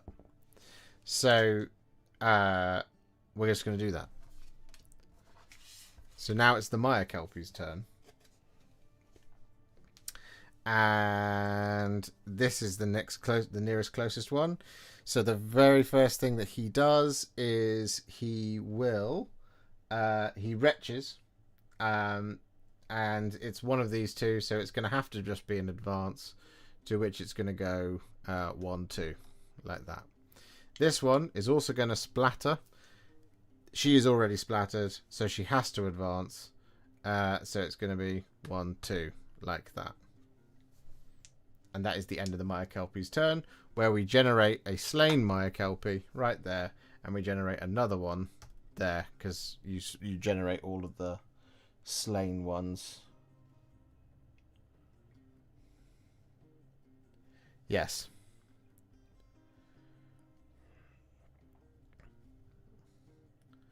Isn't he advancing towards the last? Oh, you might be right there. Advance. Find the nearest hero. No, it's just the nearest hero.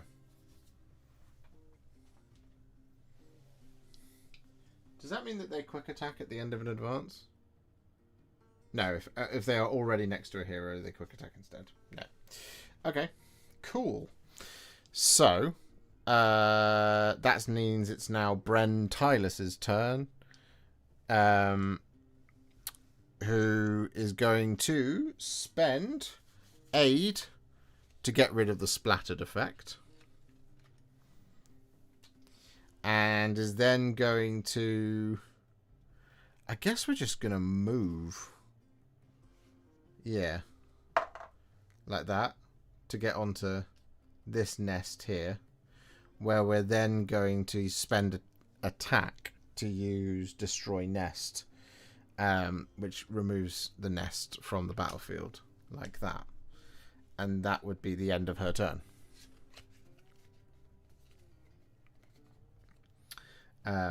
Just to deal with the objective a little bit. Because now we basically want to send Inara this way to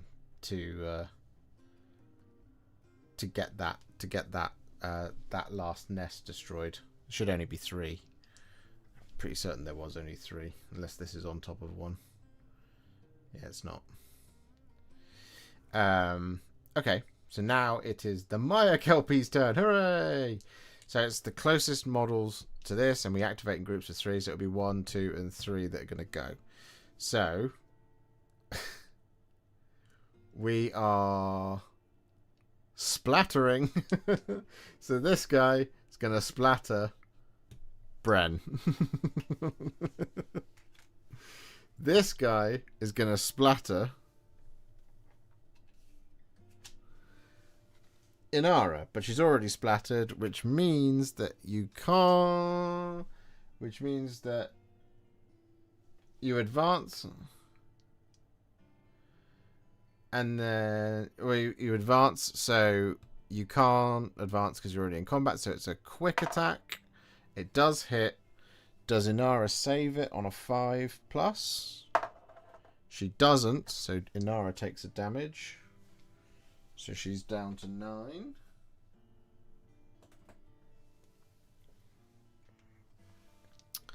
And then Onslaught as well.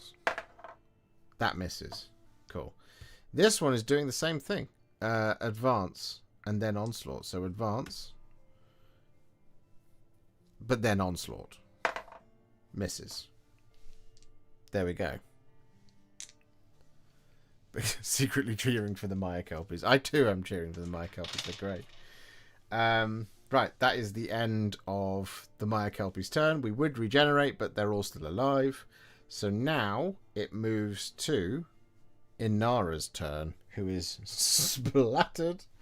So what she's going to do is she's going to spend her aid card to struggle free. That's what she's going to do, so she's no longer splattered. And then she's going to move. Get away from these damned Maya Kelpies. Hopefully. A 5. Yes, that's what we wanted to see. So she's going to go 1, 2, 3, 4, 5. That's exactly what we wanted. So she's then going to spend her attack action to remove and destroy the nest. We did it, guys. We destroyed all the nests. Oh, I'm excited now. That's great. Except we have a problem because it's now the Maya Kelpie's turn, and it's these 3 again. So they're just going to splatter the hell out of Brent Tyler. Because it's the only one that they can see. Because that is definitely blocked. So Inara is safe. So Maya Kelpies, they splatter on Bren, but she can't be splattered. So they advance and then they onslaught. It hits, so that counts as 2 hits because it's a onslaught, which means everything counts as critical. So Bren has to save on 4 pluses. Which she does comfortably with 2 6s. So you're spent. This one is now gonna splatter on you. But you can't splatter. It has to just move. And that's the closest it can go. And it can't oh no, it can. Range 2. Onslaught 1, 2. Here we go. Hits Brentylus. It counts as critical, which means it's 2 hits. So we're going to roll. Bren saves 1, fails 1. Takes another damage. Marvellous. This one cannot splatter. So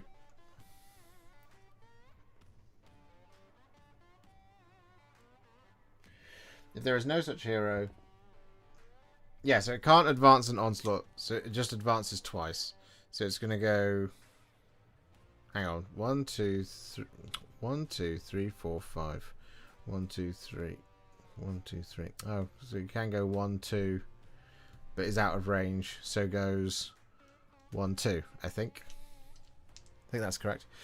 Is vulnerable really just a skull health icon? What's the 4, 3, 2, 1 health color brown mean then? Well, let's have a look, shall we?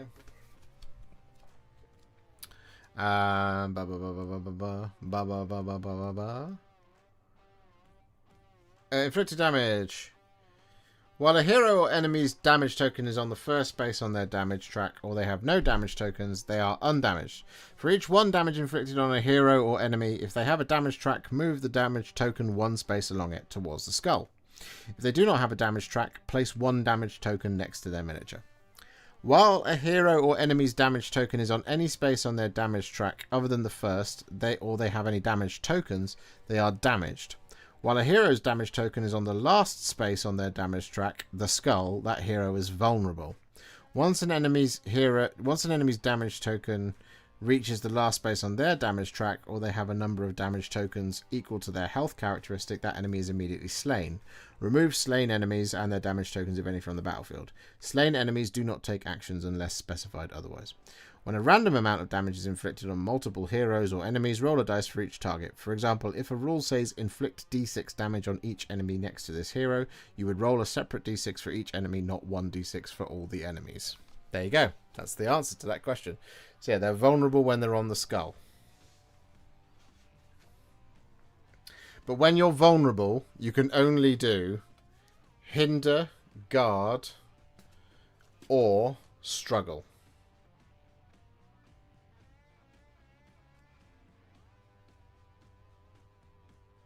You can only do those 3. So you can't do move, aid, or attack.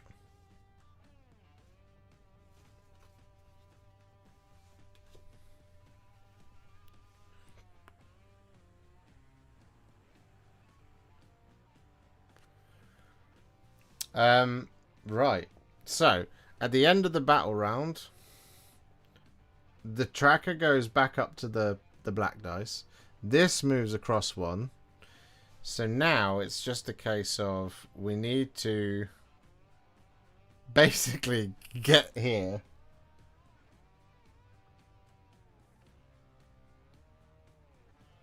To win. So that's what we do.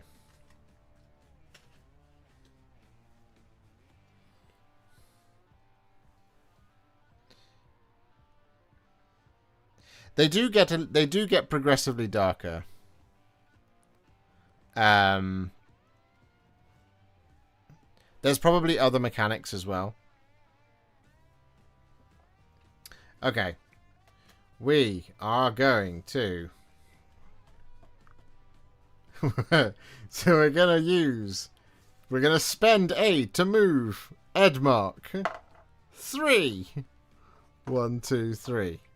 We're going to spend move to move 5. Game ends.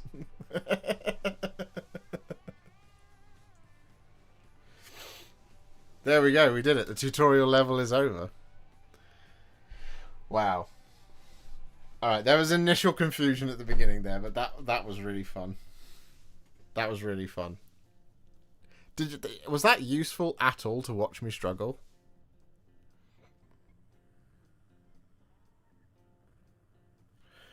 Doesn't it end at the bend of the battle round? Oh god, you're right. So the Maya Kelpies have a chance. The Maya Kelpies have a chance to do it. Okay, so now we have to play through the battle round.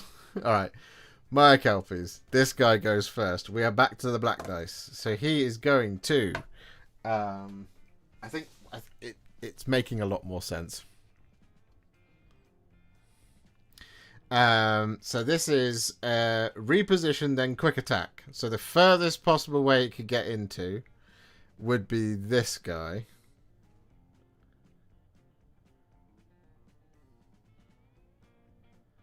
No, it'd be this guy is the furthest away. So 1, 2, 1, 2. But then that is a quick attack. So on a 4, misses. This one's the next closest. So black dice, double advance. Advance towards, find the nearest hero. This enemy moves towards them. Like that.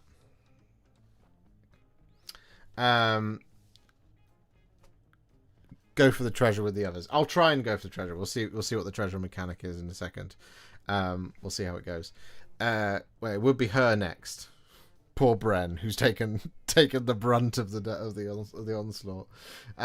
Okay, so you advance. You've advanced once. Your second advance is just a quick attack.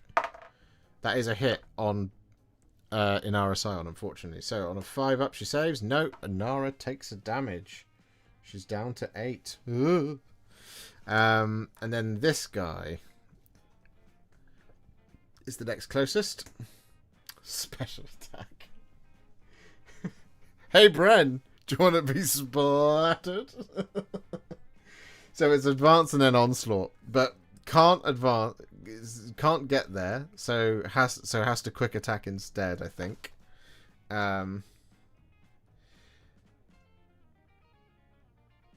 So the first is a quick attack. This can't be misses. The next is onslaught. This is a critical attack if it hits. It hits, so it counts as 2 damage. Bren Tyler saves 2 on 4s. She doesn't save either of them. No, Bren. Takes 5. Oh, on this hero's turn. It can't attack. No, it can, since it's not... The Maya Kelpie's range is 2. 1, 2. That's why it can. But that is fortunately the Maya Kelpie's turn. So, what is the treasure mechanic? Let's have a look. What do we do with a drunken treasure? Looting. The map being used for an encounter will have hexes containing treasure tokens. If you are playing skirmish, you can ignore them. When a hero loots treasure, remove the treasure token from the battlefield if you are on a campaign without looking at what you draw. Draw a record card from the deck for the act you are playing and place it face down next to the hero's character card with the treasure token on top. The card will be revealed later.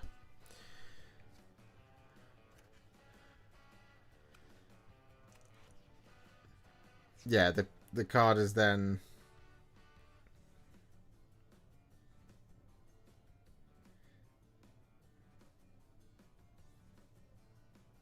Yeah, the card is then dealt with later. That's the treasure mechanic. So, we won't bother doing it for now, because this is just the intro level. So, instead, Bren is just gonna... For Bren's turn, she's gonna spend her move... No, she's gonna spend... aid, because she can't aid herself. She has to aid someone else. Someone else has to aid Bren. She's gonna get rid of aid to use an attack action, where she's gonna punish this Maya Kelpie for existing. So hits on 3s. Hits, kills a Maya Kelpie. It's not critical, so it doesn't do any damage back. Oh no, she couldn't do that. She had to get rid of aid to get rid of being splattered. She then had to get rid of the attack to get rid of being... to do the attack. So then we're just going to move D6 inches. 2. So she's going to go... I've run out of room. She's going to go like this. 1, 2. You will not catch me, Maya Kelpie. She's going to go there in case she gets spat on.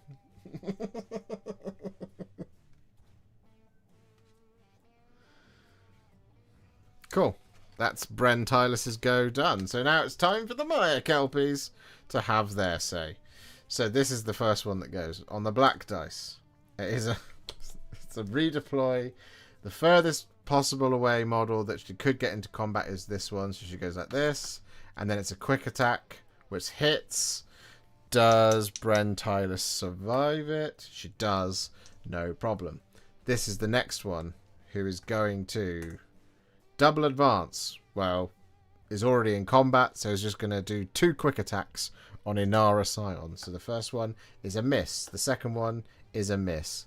And then there's only one Maya Kelpie left, which is this one, who's going to double advance. So it's going to be 2 quick attacks once again on Drolf. That is a miss.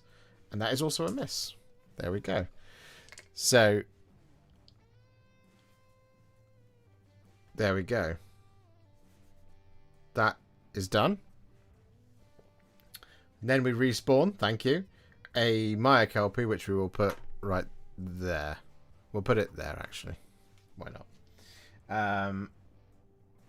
So now it's Inara's turn. She's currently not covered in goop. So she's going to spend her aid action to attack. She kills a Maya Kelpie, but it is critical. So she does damage to herself. But we do kill a Maya Kelpie. She's then gonna spend... She'll spend her move to move. 6.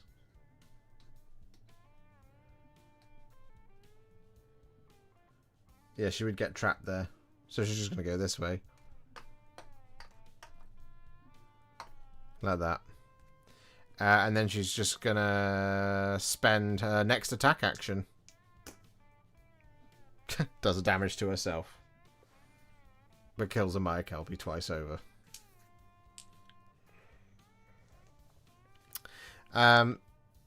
That's her turn. Maya Kelpie's turn.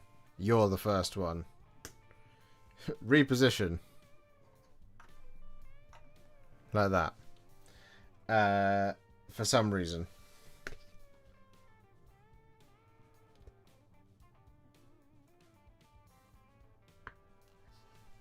Yep.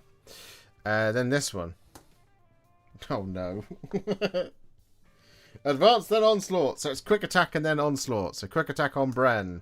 It's a hit. This can't be a crit though because it's a quick attack. Does Bren save it? She does. This one is a quick. This one is now an onslaught. So this could be a critical hit. It is a critical. Well, it's just a critical hit. 2 saves of 4+. She saves 1, but Bren takes another damage. She's down to 4. Boo. But that is the end of the Maya Kelpies. They then respawn a Maya Kelpie. And they respawn another Maya Kelpie. Like that. Back up to 4. That is the end of Inara's turn. Now it is time for Drolf to power up. Drolf is going to spend his aid action to attack because he has a range of 3. And he's going to shoot this guy with his crossbow. He gets a hit, killing a Maya Kelpie. He's then going to just move with his attack action, I think. 1, 2, 3. He is then going to move with his move action. 1, 2, 3. Like that. That is the end of Drolf's turn. So now it's time for the Maya Kelpies. You are the closest. So what do? You advance. No, you reposition and then quick attack. Yes, so you just go bosh bosh. Can't do that. You would go next. Advance and then quick attack.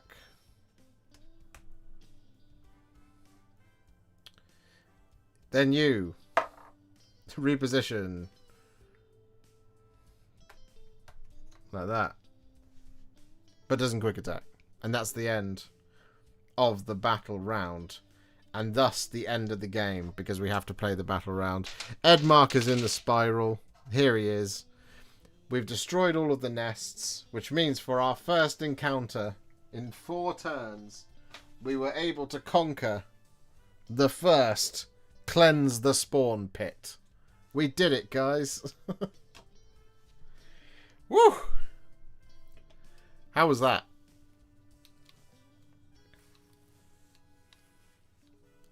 Did you enjoy that?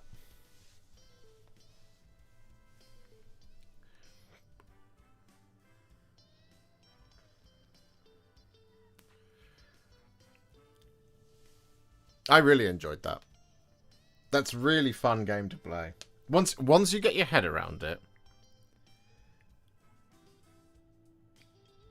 it's a fun game to play. It took a moment. Was it good for you too?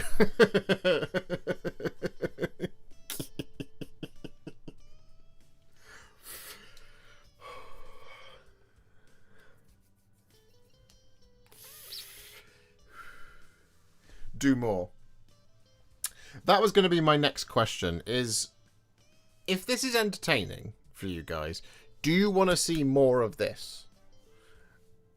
Because we could set up a campaign now. Should we see what it takes to set up a campaign? Should we do that? When playing through a campaign, the players will resolve 3 acts that increase in difficulty. Victory is far from assured, for each act comprises a series of deadly encounters and events. Prepare well for what good it may do. Victory. In order to win the campaign, the heroes must defeat Gelgus Pust by succeeding in the Act 3 boss encounter. Encounter.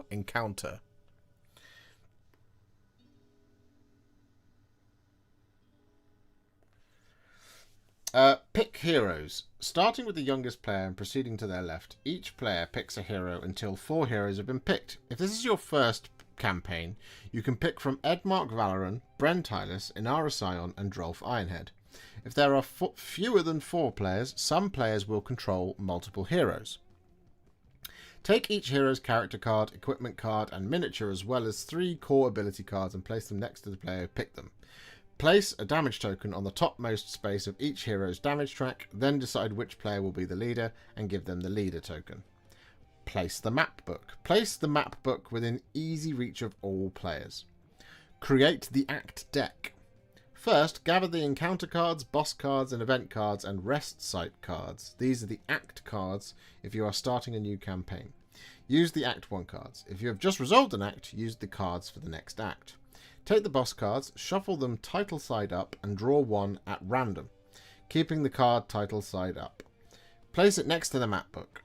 Discard the other boss cards, then shuffle the remaining act cards, deal out 14 cards, title side up, and then place them on top of the boss card to create the act deck. Discard all unused cards and put all discarded cards away in the box. Prepare other decks and tokens. Okay, so if we're setting up, let's do a setup, shall we? Okay, so we need a pack of cards. That's what we need first. Let's just pop these out of the way for the moment. Get out of the way. Lovely models. Lovely, gorgeous models.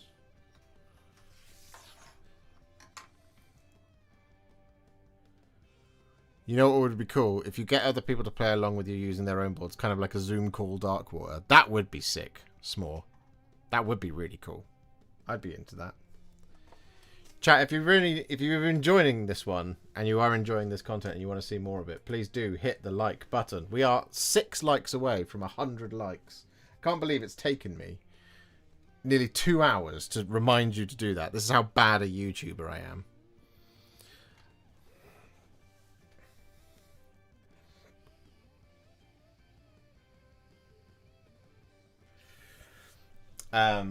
Okay, we need the deck box.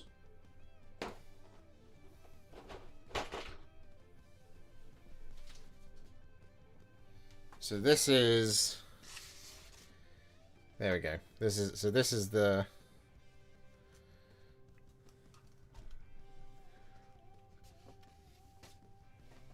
okay, so we'll go over here. Play along with Josh. I could name it that. First, gather the encounter cards, boss cards, event cards, and rest site cards. Okay, so these are the boss cards for Act 1. So we've got boss cards, Cankerborn, Blight Templar, Blight Templar. Are we sure that these are Act 1? Yes, they are. Blight Templar, Blight Templar, Blight Templar. Boss, Shaman Foulhoof. Pestigores, Pox Wretches. I'm guessing. Oh yeah, Maya Kelpies were in here. Maya Kelpies. Okay.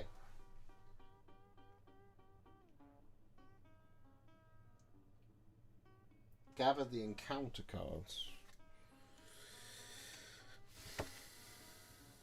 Oh. Oh, I see. Okay, so this is Act 1. Apparently.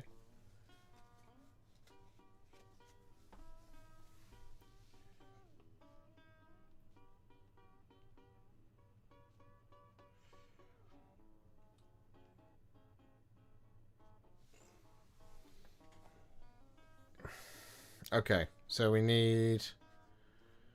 The boss cards are... So these are the two bosses you could potentially face. Galgus Pust and Shaman Foulhoof.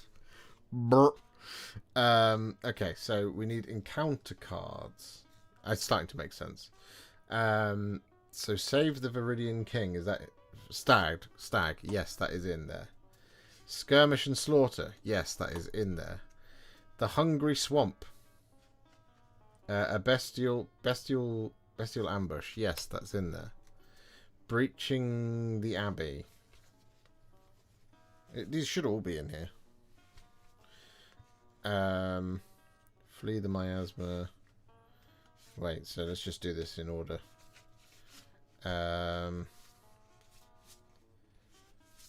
Site of Worship, Cursed Loot, Shrine to Order, Aqua Gyranus Spring, Game of Old Bones, Fair Deal, Choose Your Fortune, Foulhoof's Trap. That's a boss card. Foulhoof's Menagerie. That's a boss card. Foulhoof's Sacrifice. That's a boss card. Oh no, these are those are all events. Hilarious. Okay.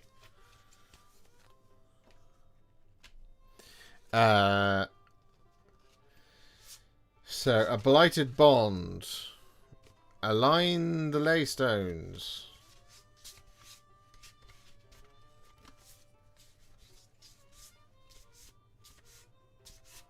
Align the Leystones.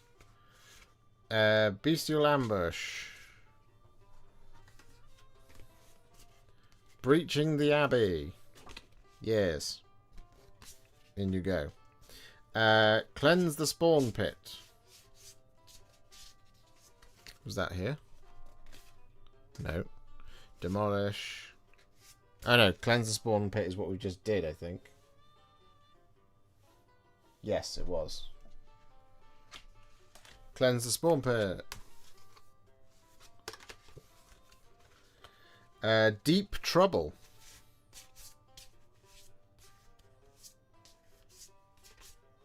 Deep Trouble. Demolish the Rot Shrines. That's that one. Escape the Plague Pit. That sounds fun. Escape the Plague Pit. Facing Foulhoof. Is that one of these? No. Facing Foulhoof. Flee the Miasma. Oh, it's there. Flee the Miasma. Growth of Evil. Rooting through Filth. Yes. Save the Viridian Stag. That was that one here. Oh, save the Viridian Stag. Skirmish and Slaughter. Yes. The Hungry Swamp. Yes. The Prince of Swords. Yes. Alright, there we go. That's the encounter cards. I dropped some cards on the floor.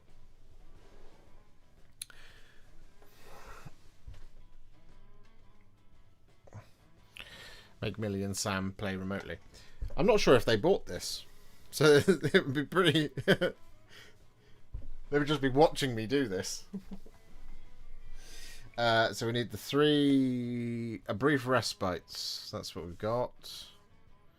Our boss cards are Foulhoof's Sacrifice, Foulhoof's Trap, and Foulhoof's Menagerie. So what else did we need?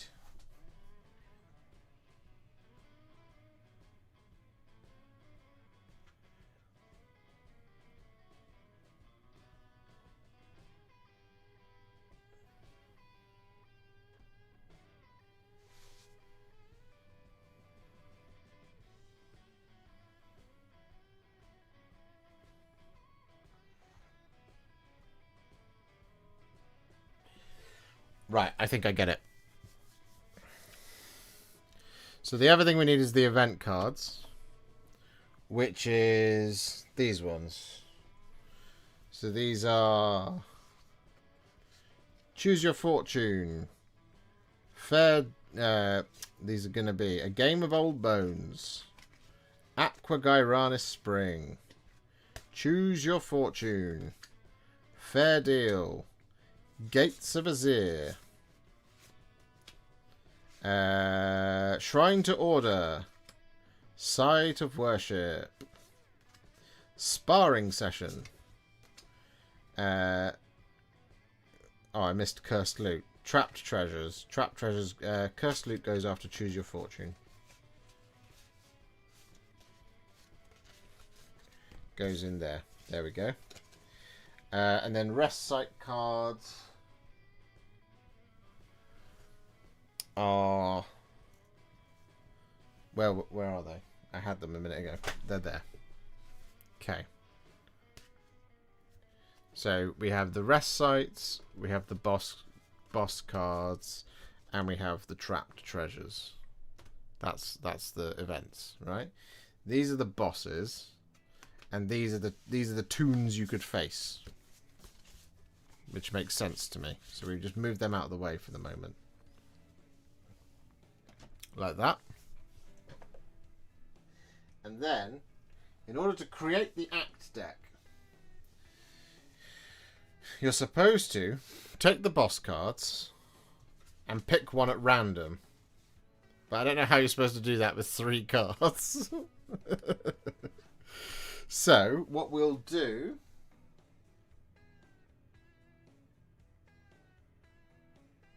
is we'll roll a dice. It's a D3. On a 1, 2, it's going to be Trap. On a 3, 4, it's going to be Menagerie. On a 5, 6, it's going to be Sacrifice. It's Sacrifice. So that goes there. Then what we do is we take the...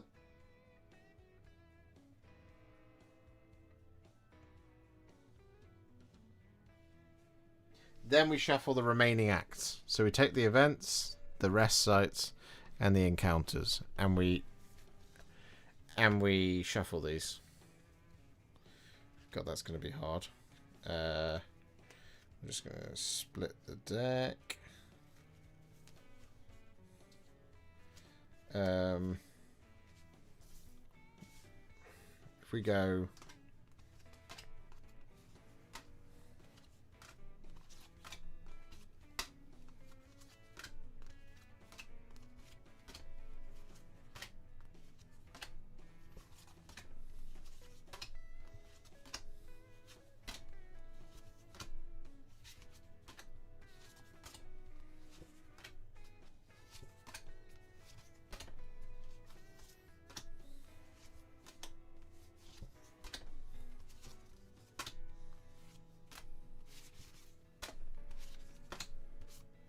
like that.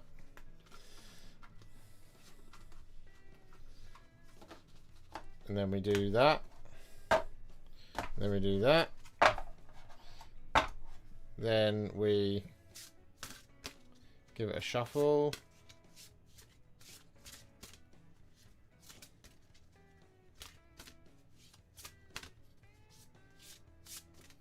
Then we're going to split the deck. And then we're going to do that thing to move them together. And then we're going to do that 1, 2, 3, 1, 2, 3, 1, 2, 3, 1, 2, 3, 1, 2, 3. 1, 2, 3, 1, 2, 3, 1, 2, 3, 1, 2, 3, 1, 2. Pop them like that. Shuffle them again.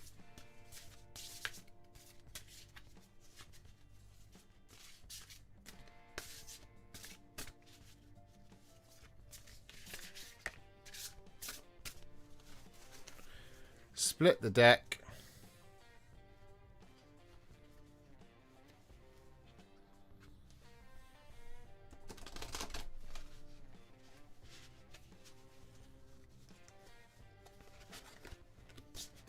Like that. And then we deal 14 cards, I believe.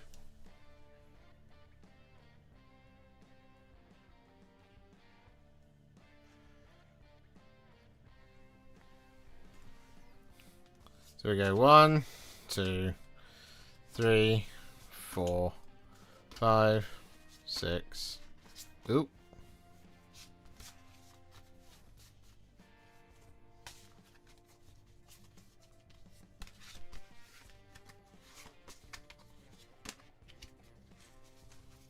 Seven, 8, 9, 10, 11, 12, 13, 14. Like that. Put the rest to one side. Gather those up.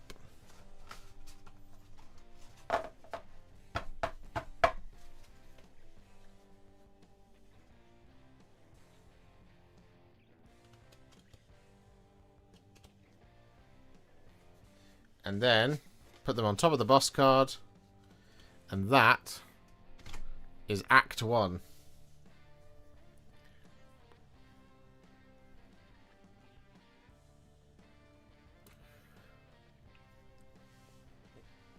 Events are the same as encounters. They are not.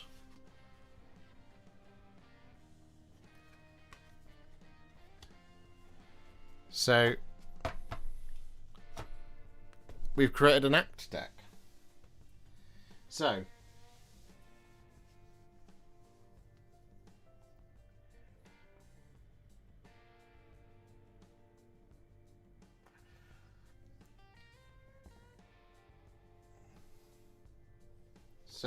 the way you resolve an act.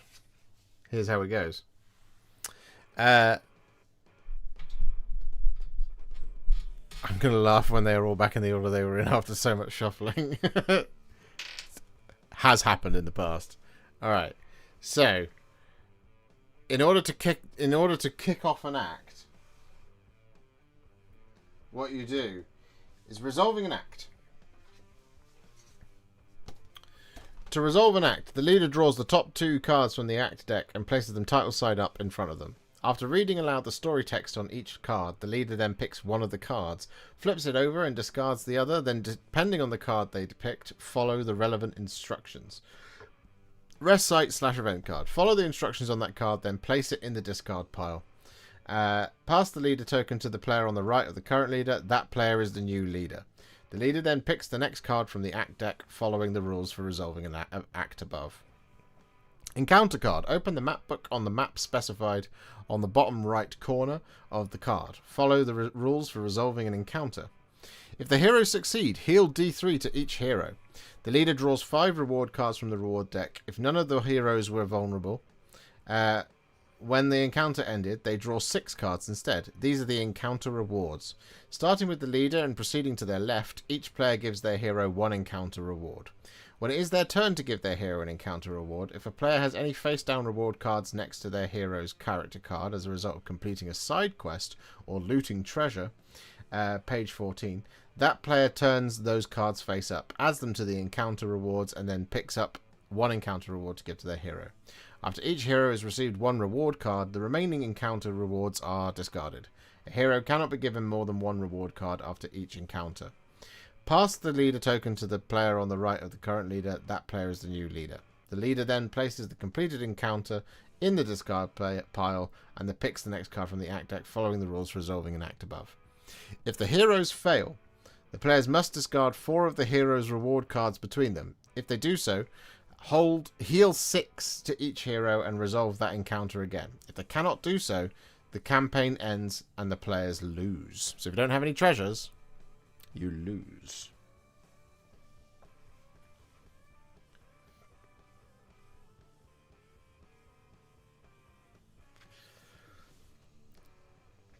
I think as well, if you fail at the same encounter again, you lose outright.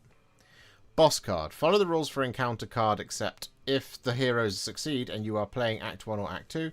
After changing the leader, you can begin the next act. Follow the instructions from Step 3 of Setup. The heroes keep all the cards they have acquired as well as any damage that has been inflicted on them. When you complete an act, you might unlock bonus cards for future campaigns. See opposite. If the heroes succeed and you are playing Act 3, the heroes have defeated Gelgus Pust and the players win the campaign. Pausing the campaign, you then have a deck that you have. There is a deck box that you can put your stuff in, and you've got hero boxes as well. We've talked about those in the sprue review. So the thing that we would do is this would be next to the. So the boss comes last, so we would draw the first 2 cards, and if we were playing together, you and I team, sparring session and facing Foulhoof. In an attempt to hone your martial skills and strengthen the bonds of fellowship between your makeshift company, you decide to stage a sparring session. This provides a chance to blow off steam and partake in a bit of impromptu gambling if you happen to be an onlooker. Ahead of you stands Shaman Foulhoof, the repulsive master of the Abbey's beastmen. He raises a staff of rotting wood and brandishes it, and more rot-fleshed figures emerge from the standing stones behind you. You are certain that more will come, unless Foulhoof is forced to flee. I feel like, if this is me, I wouldn't want to start off facing the boss. So we would pick sparring session to begin. So we would actually discard this one. So sparring session is what we would do.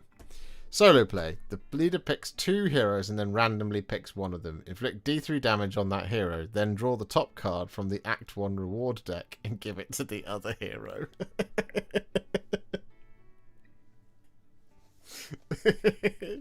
That's fantastic.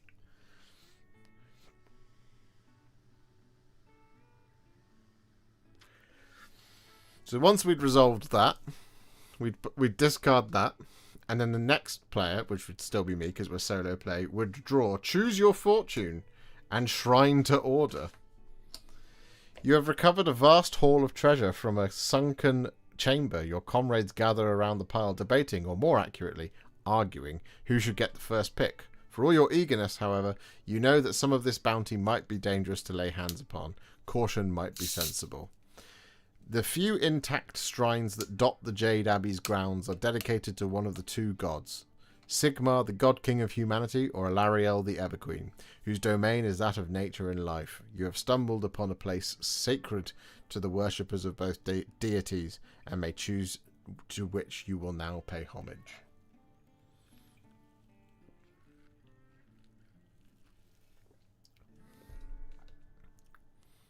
Well, I would do Shrine to Order. So we would discard that. We would do Shrine to Order. And then it would be a Blighted Bond. Cursed Loot. In this stretch of blighted forest, the cultists seem different. The more you slay, the more powerful the survivors become, as if they are feeding off the gory destruction of their kin. The only solution is to wipe out every masked fiend that you see, though you know that this will be no easy feat. Cursed Loot. You have come across a half-buried cache of desperately needed supplies, but a sensation of foulness emanates from the hoard in pulsing waves. One of the items within is surely cursed, and in such a subtle fashion that you may not identify which one until it is far too late. Do you dare lay claim to the valuable items regardless? Nah, we would do a Blighted Bond. This is a really cool way of doing it. I don't know about you guys. I really like this. I really like this. I think this is fun. I think this is wicked. Wicked cool.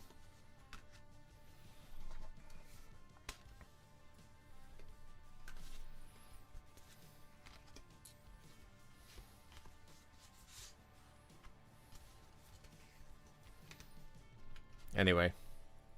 I've just noticed the time. It is 20 past 10. So, the big question. We'll hang around for another 10 minutes and I'll answer any additional questions about Darkwater that I can.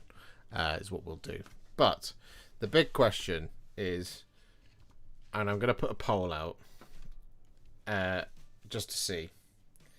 To see what you guys think. But, we are going to be doing more... Obviously, we're back to a sort of normal streaming schedule. over the next couple of days, over the next few weeks. But what are we going to do with that time? Well, who knows? That's up to you. So, what I'm going to do is we're going to pop a poll. Stream a proper playthrough. Yes or no? Boom.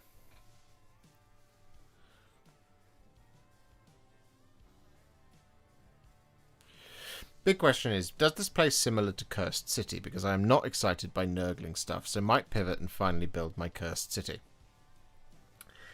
There are many similarities. Yes, many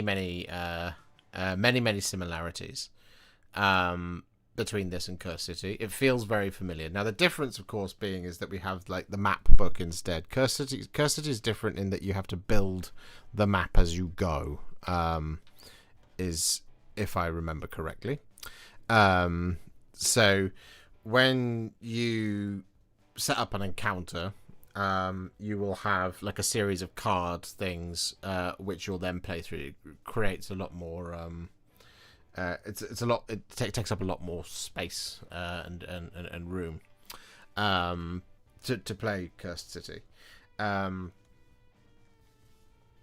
But it is similar in that regard. I mean, all the Cursed City and Blackstone Fortress are very similar. There's variations and there's differences in between, but ultimately they do play very, very, very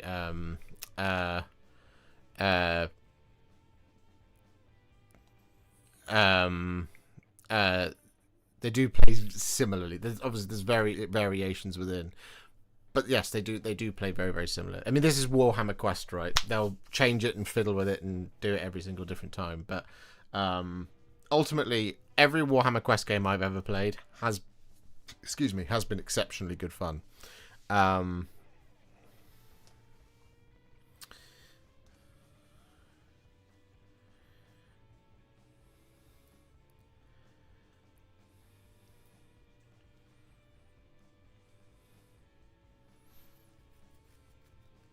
But yes, I hope my fumbling through it was helpful for you guys. I feel like I've got a good handle on it now. And one thing I haven't done is I haven't actually updated my models painted count. And I need to go and find it because I can't remember it off the top of my head. My models painted count is not 505 for the year. No. My models painted count is now 542. Boom. I was not convinced this was worth the asking price, but between your sprue review and this, you've convinced me it's absolutely worth the price. Replay value looks excellent in particular. I would agree. I look, is it a lot of money? Yes, it is a lot of money. I didn't know obviously how much it was going to cost until day of. So it is a chunk of change.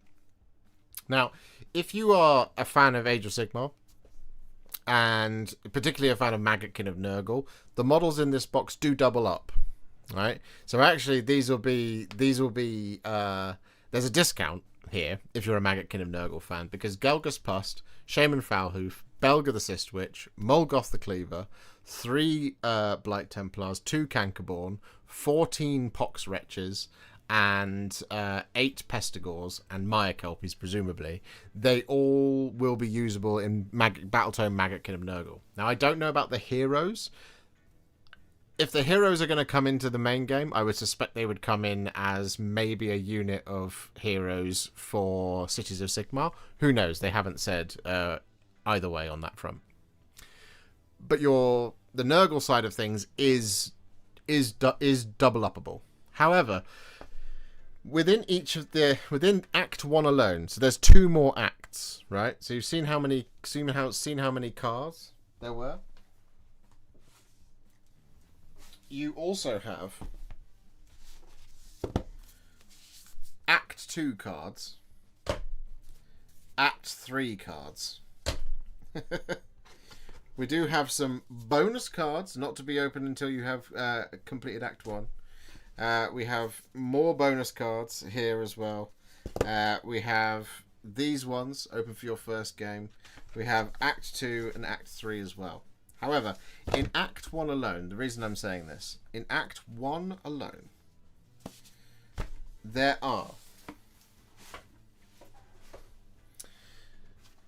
1, 2, 3, 4, 5, 6, 7, 8, 9, 10, 11, 12, 13, 14, 15, 16 encounters. 1, 2, 3, 4, 5, 6, 7, 8, 9, 10 events and 3 bosses. So 16, 26, 29. So there's 29 potential cards there. So 3 different boss battles in Act 1. And what was that? 20, 26? 23? Plus the 3 brief respite. So actually, if we just count those up again, 1, 2, 3, 4, 5, 6, 7, 8, 9, 10, 13, 14, 15, 16, 17, 18, 19, 20, 21, 22, 23, 24, 25, 26, 27, 28, 29. So there's 29 different cards which you shuffle and then draw 14 of in order to create your deck for Act 1. So there's no reason why any playthrough of Act 1 should ever be exactly the same. There's lots of replayability value there as well. It recommends that you play with the first 4 heroes, Edmark, Inara, Drolf, and Bren. You can play this with up to 4 people or just by yourself, as I've done tonight. I can see how this would be really fun with 4 people, obviously. Yeah, I think this is a box that will, if you enjoy it, will play and play and play and play and play. There is a lot more to it, I think. And that's just Act 1 alone. I don't know how much is in Act 2 or Act 3. But based on what you can play against in Act 1, it's the Cankerborn, Gelgus can turn up, Shaman Foulhoof, Pestigors, Blight Templar with Flail, Blight Templar with dual axes, Blight Templar with mace, Pox Wretches, and the Maya Kelpies. So everything can turn up in here other than Belga, Mulgoth, and that's it. Belga the Siswitch and Mulgoth can't turn up in this one. But yeah, I think as a box there is a lot more to this than I think initially meets the eye. And I completely get that it is a lot of money, and it is a lot of money. But I think just having something to do, or as like a beer and pretzels game, or as a campaign to play through. I mean, what we did the first encounter in it took us about an hour. It says that an average encounter lasts about 45 minutes. So if you were to play 7 encounters then a boss, you would be looking at 45, an hour and a half, 3 hours, 4.5 hours, 6 hours,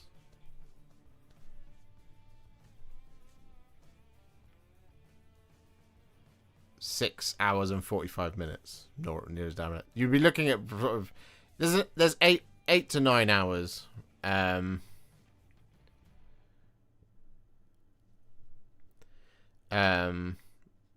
there's 8 to 9. You've probably got 8 to 9 hours worth of content per act. Per act. Is what I would assume. And of course the acts can change every single time you play it. So yeah, I think it's a really, really good box. I really love this box.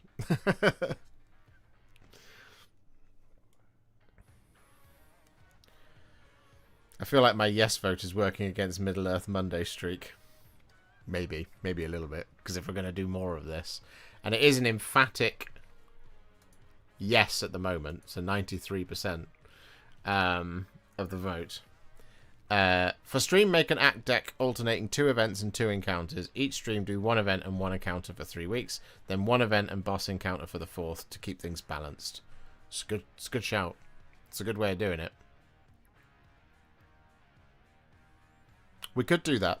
That would probably be the ideal format for it, wouldn't it?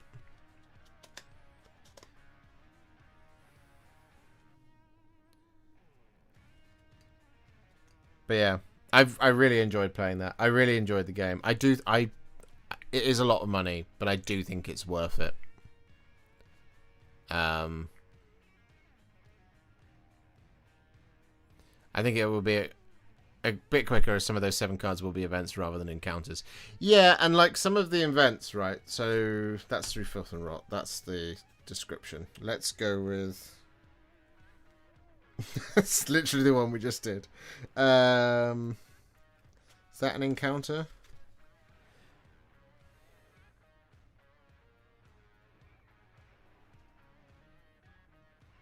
Yes. Deep Trouble. Okay, so let me show you this. Let me show you this one. So this is one of the encounters in Act 1. So we go like that. Deep Trouble. Victory. The heroes succeed if each hero is in a blur hex. Setup. Place the timer token in the 3rd battle round space on the round track. So that's there. So 1, 2, 3. Yeah, you've only got 3 battle rounds to do this. Place a Pox Wretch in each Nurgle hex. Place a pillar token in each skull hex to represent pillars. Place each hero in a blur hex. Subtract the battle round number from the distance that heroes other than Inara Scion can move when using the move ability, including sprint, to a minimum of 0. Oh.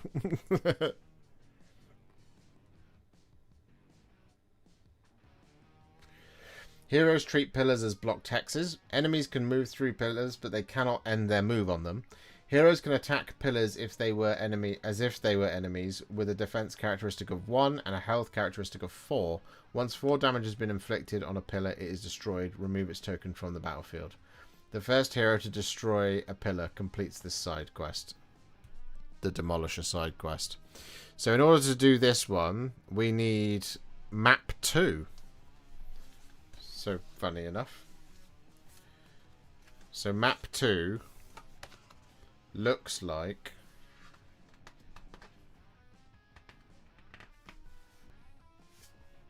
that.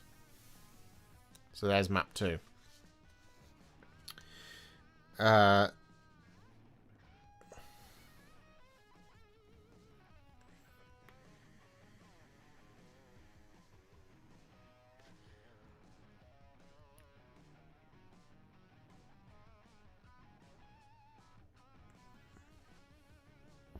So what you would do to set this up is you would place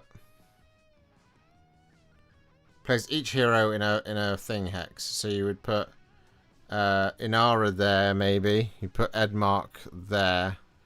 You would put Inara there, and you would put Drolf here.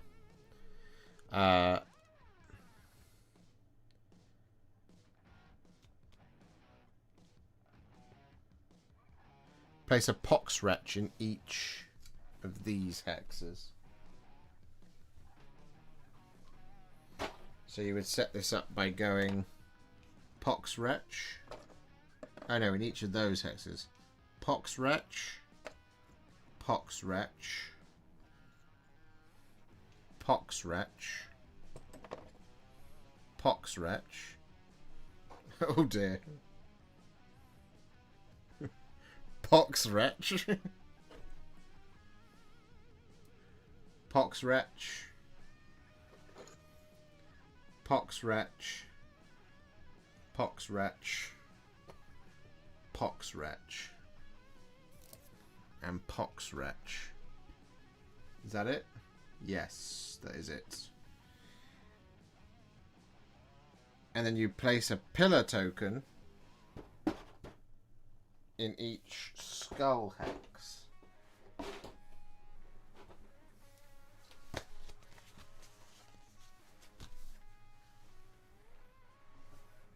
And the pillar tokens are not... Oh.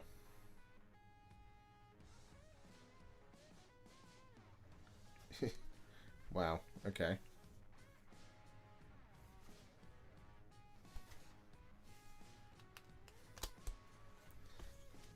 That's a pillar token.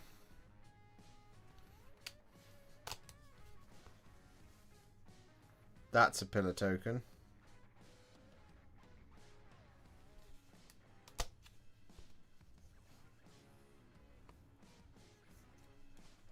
And that's a pillar token.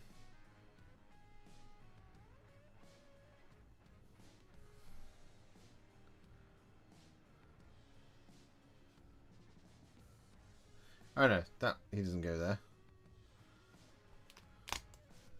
That's a pillar token. Like that. So you have to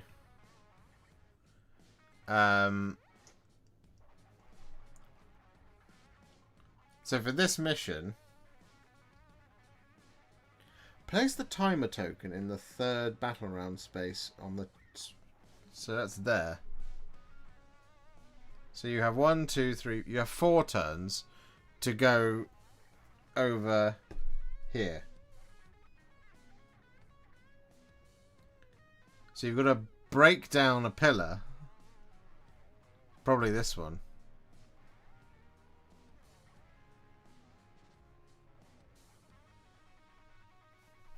That's how you do it.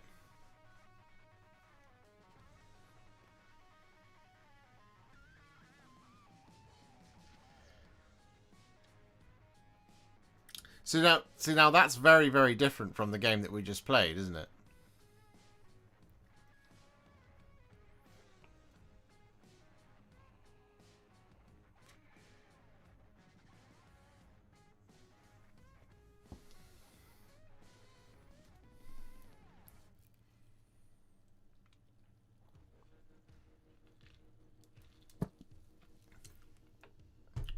Which I think speaks to it a little bit more. It's really cool. Very, very cool game.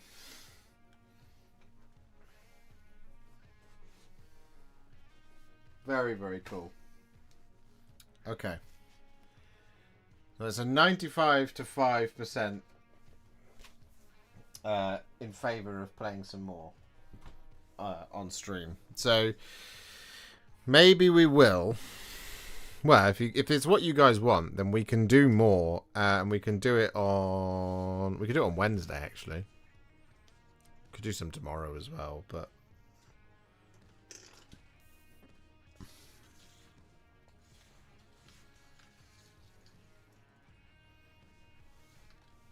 I've got to go to the dentist tomorrow. It's going to make me very sad. I was supposed to go last Thursday, but they rang and said it was... they couldn't see me today, so I have to go tomorrow, which sucks. When do the painting videos start, please? This week. They do indeed. So the painting videos will begin to arrive on Tuesday. That is when the painting videos will begin to appear. If I... just quickly sort out my lights, because otherwise I'm going to forget to do it, and that will make me sad.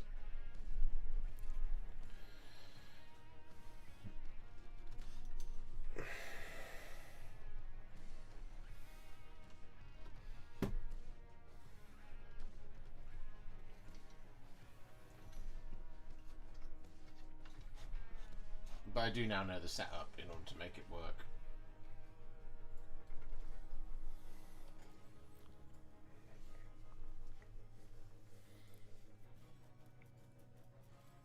But if we crash zoom a little bit, like that, and then go like this, should now be able to see properly if I show you some of these miniatures. So for those of you who haven't already seen this stuff, we do have painting videos on the way for literally everything in the box.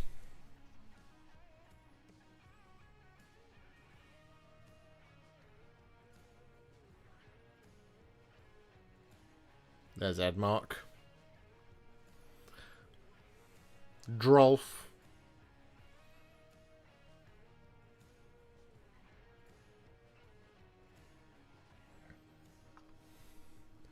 And then Inara.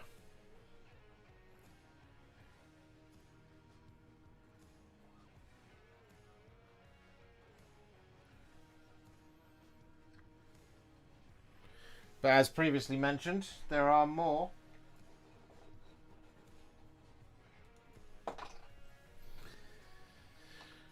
No hotness.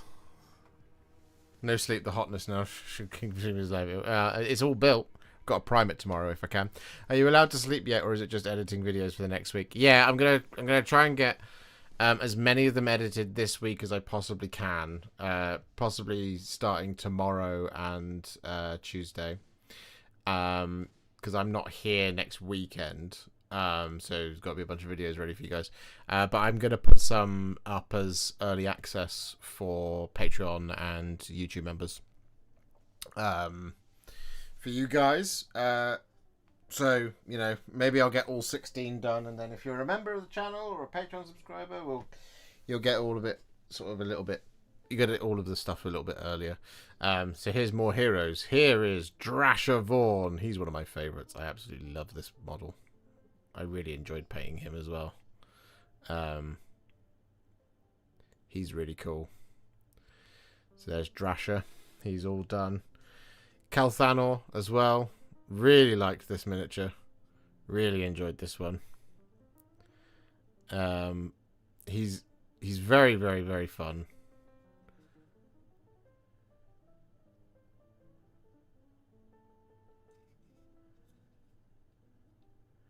I just bought Blackstone Fortress, 170 bucks. You got painting tutorials for it. I haven't got painting tutorials for it. I have painted that set 3 or 4 times though, so if you have any questions, I can answer all of the questions as you go. There is Jacobus Vine as well. The only one I have a tutorial on is from ages ago. Is the Chaos Space Marines. There is Whisper, the little familiar that comes with Jacobus Vine. So there we go. That's all the heroes.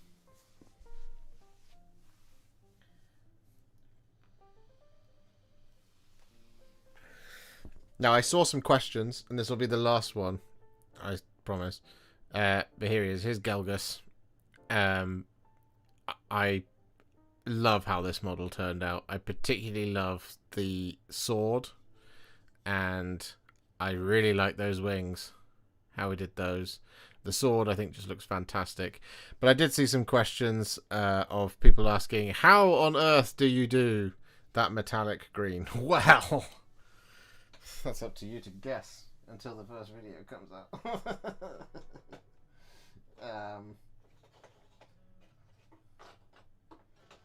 I don't want to give the game away just yet. So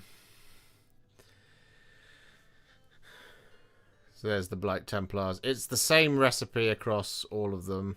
There you go.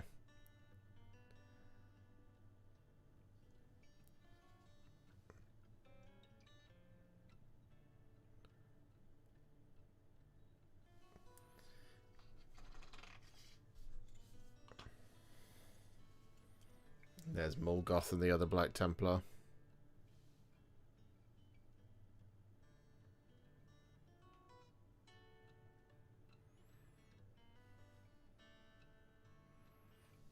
So there we go.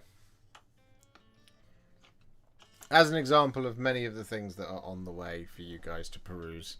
But there we go. Did you go back to your old How It Looks Like metallic series? Oh yes, I did. And then I embellished a little bit more. It's a really cool recipe. It's pretty simple.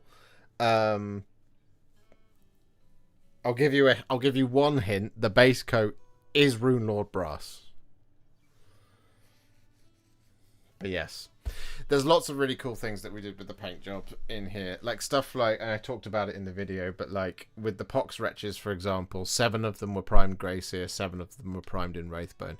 The reason being is that if we do 4 different, let's say we do 4 different face recipe, skin recipes, it actually becomes 8 because you're doing it over 2 different primers. Same for all the clothes. So if you use Athonian Camo Shade over Wraithbone and Athonian Camo Shade over Greyseer, you get 2 very different, not like super different, but you get 2 very different tones out of it. And this way you double up the amount of difference that's going on there. So like if I just grab 2 Pox Wretches who are of a similar-ish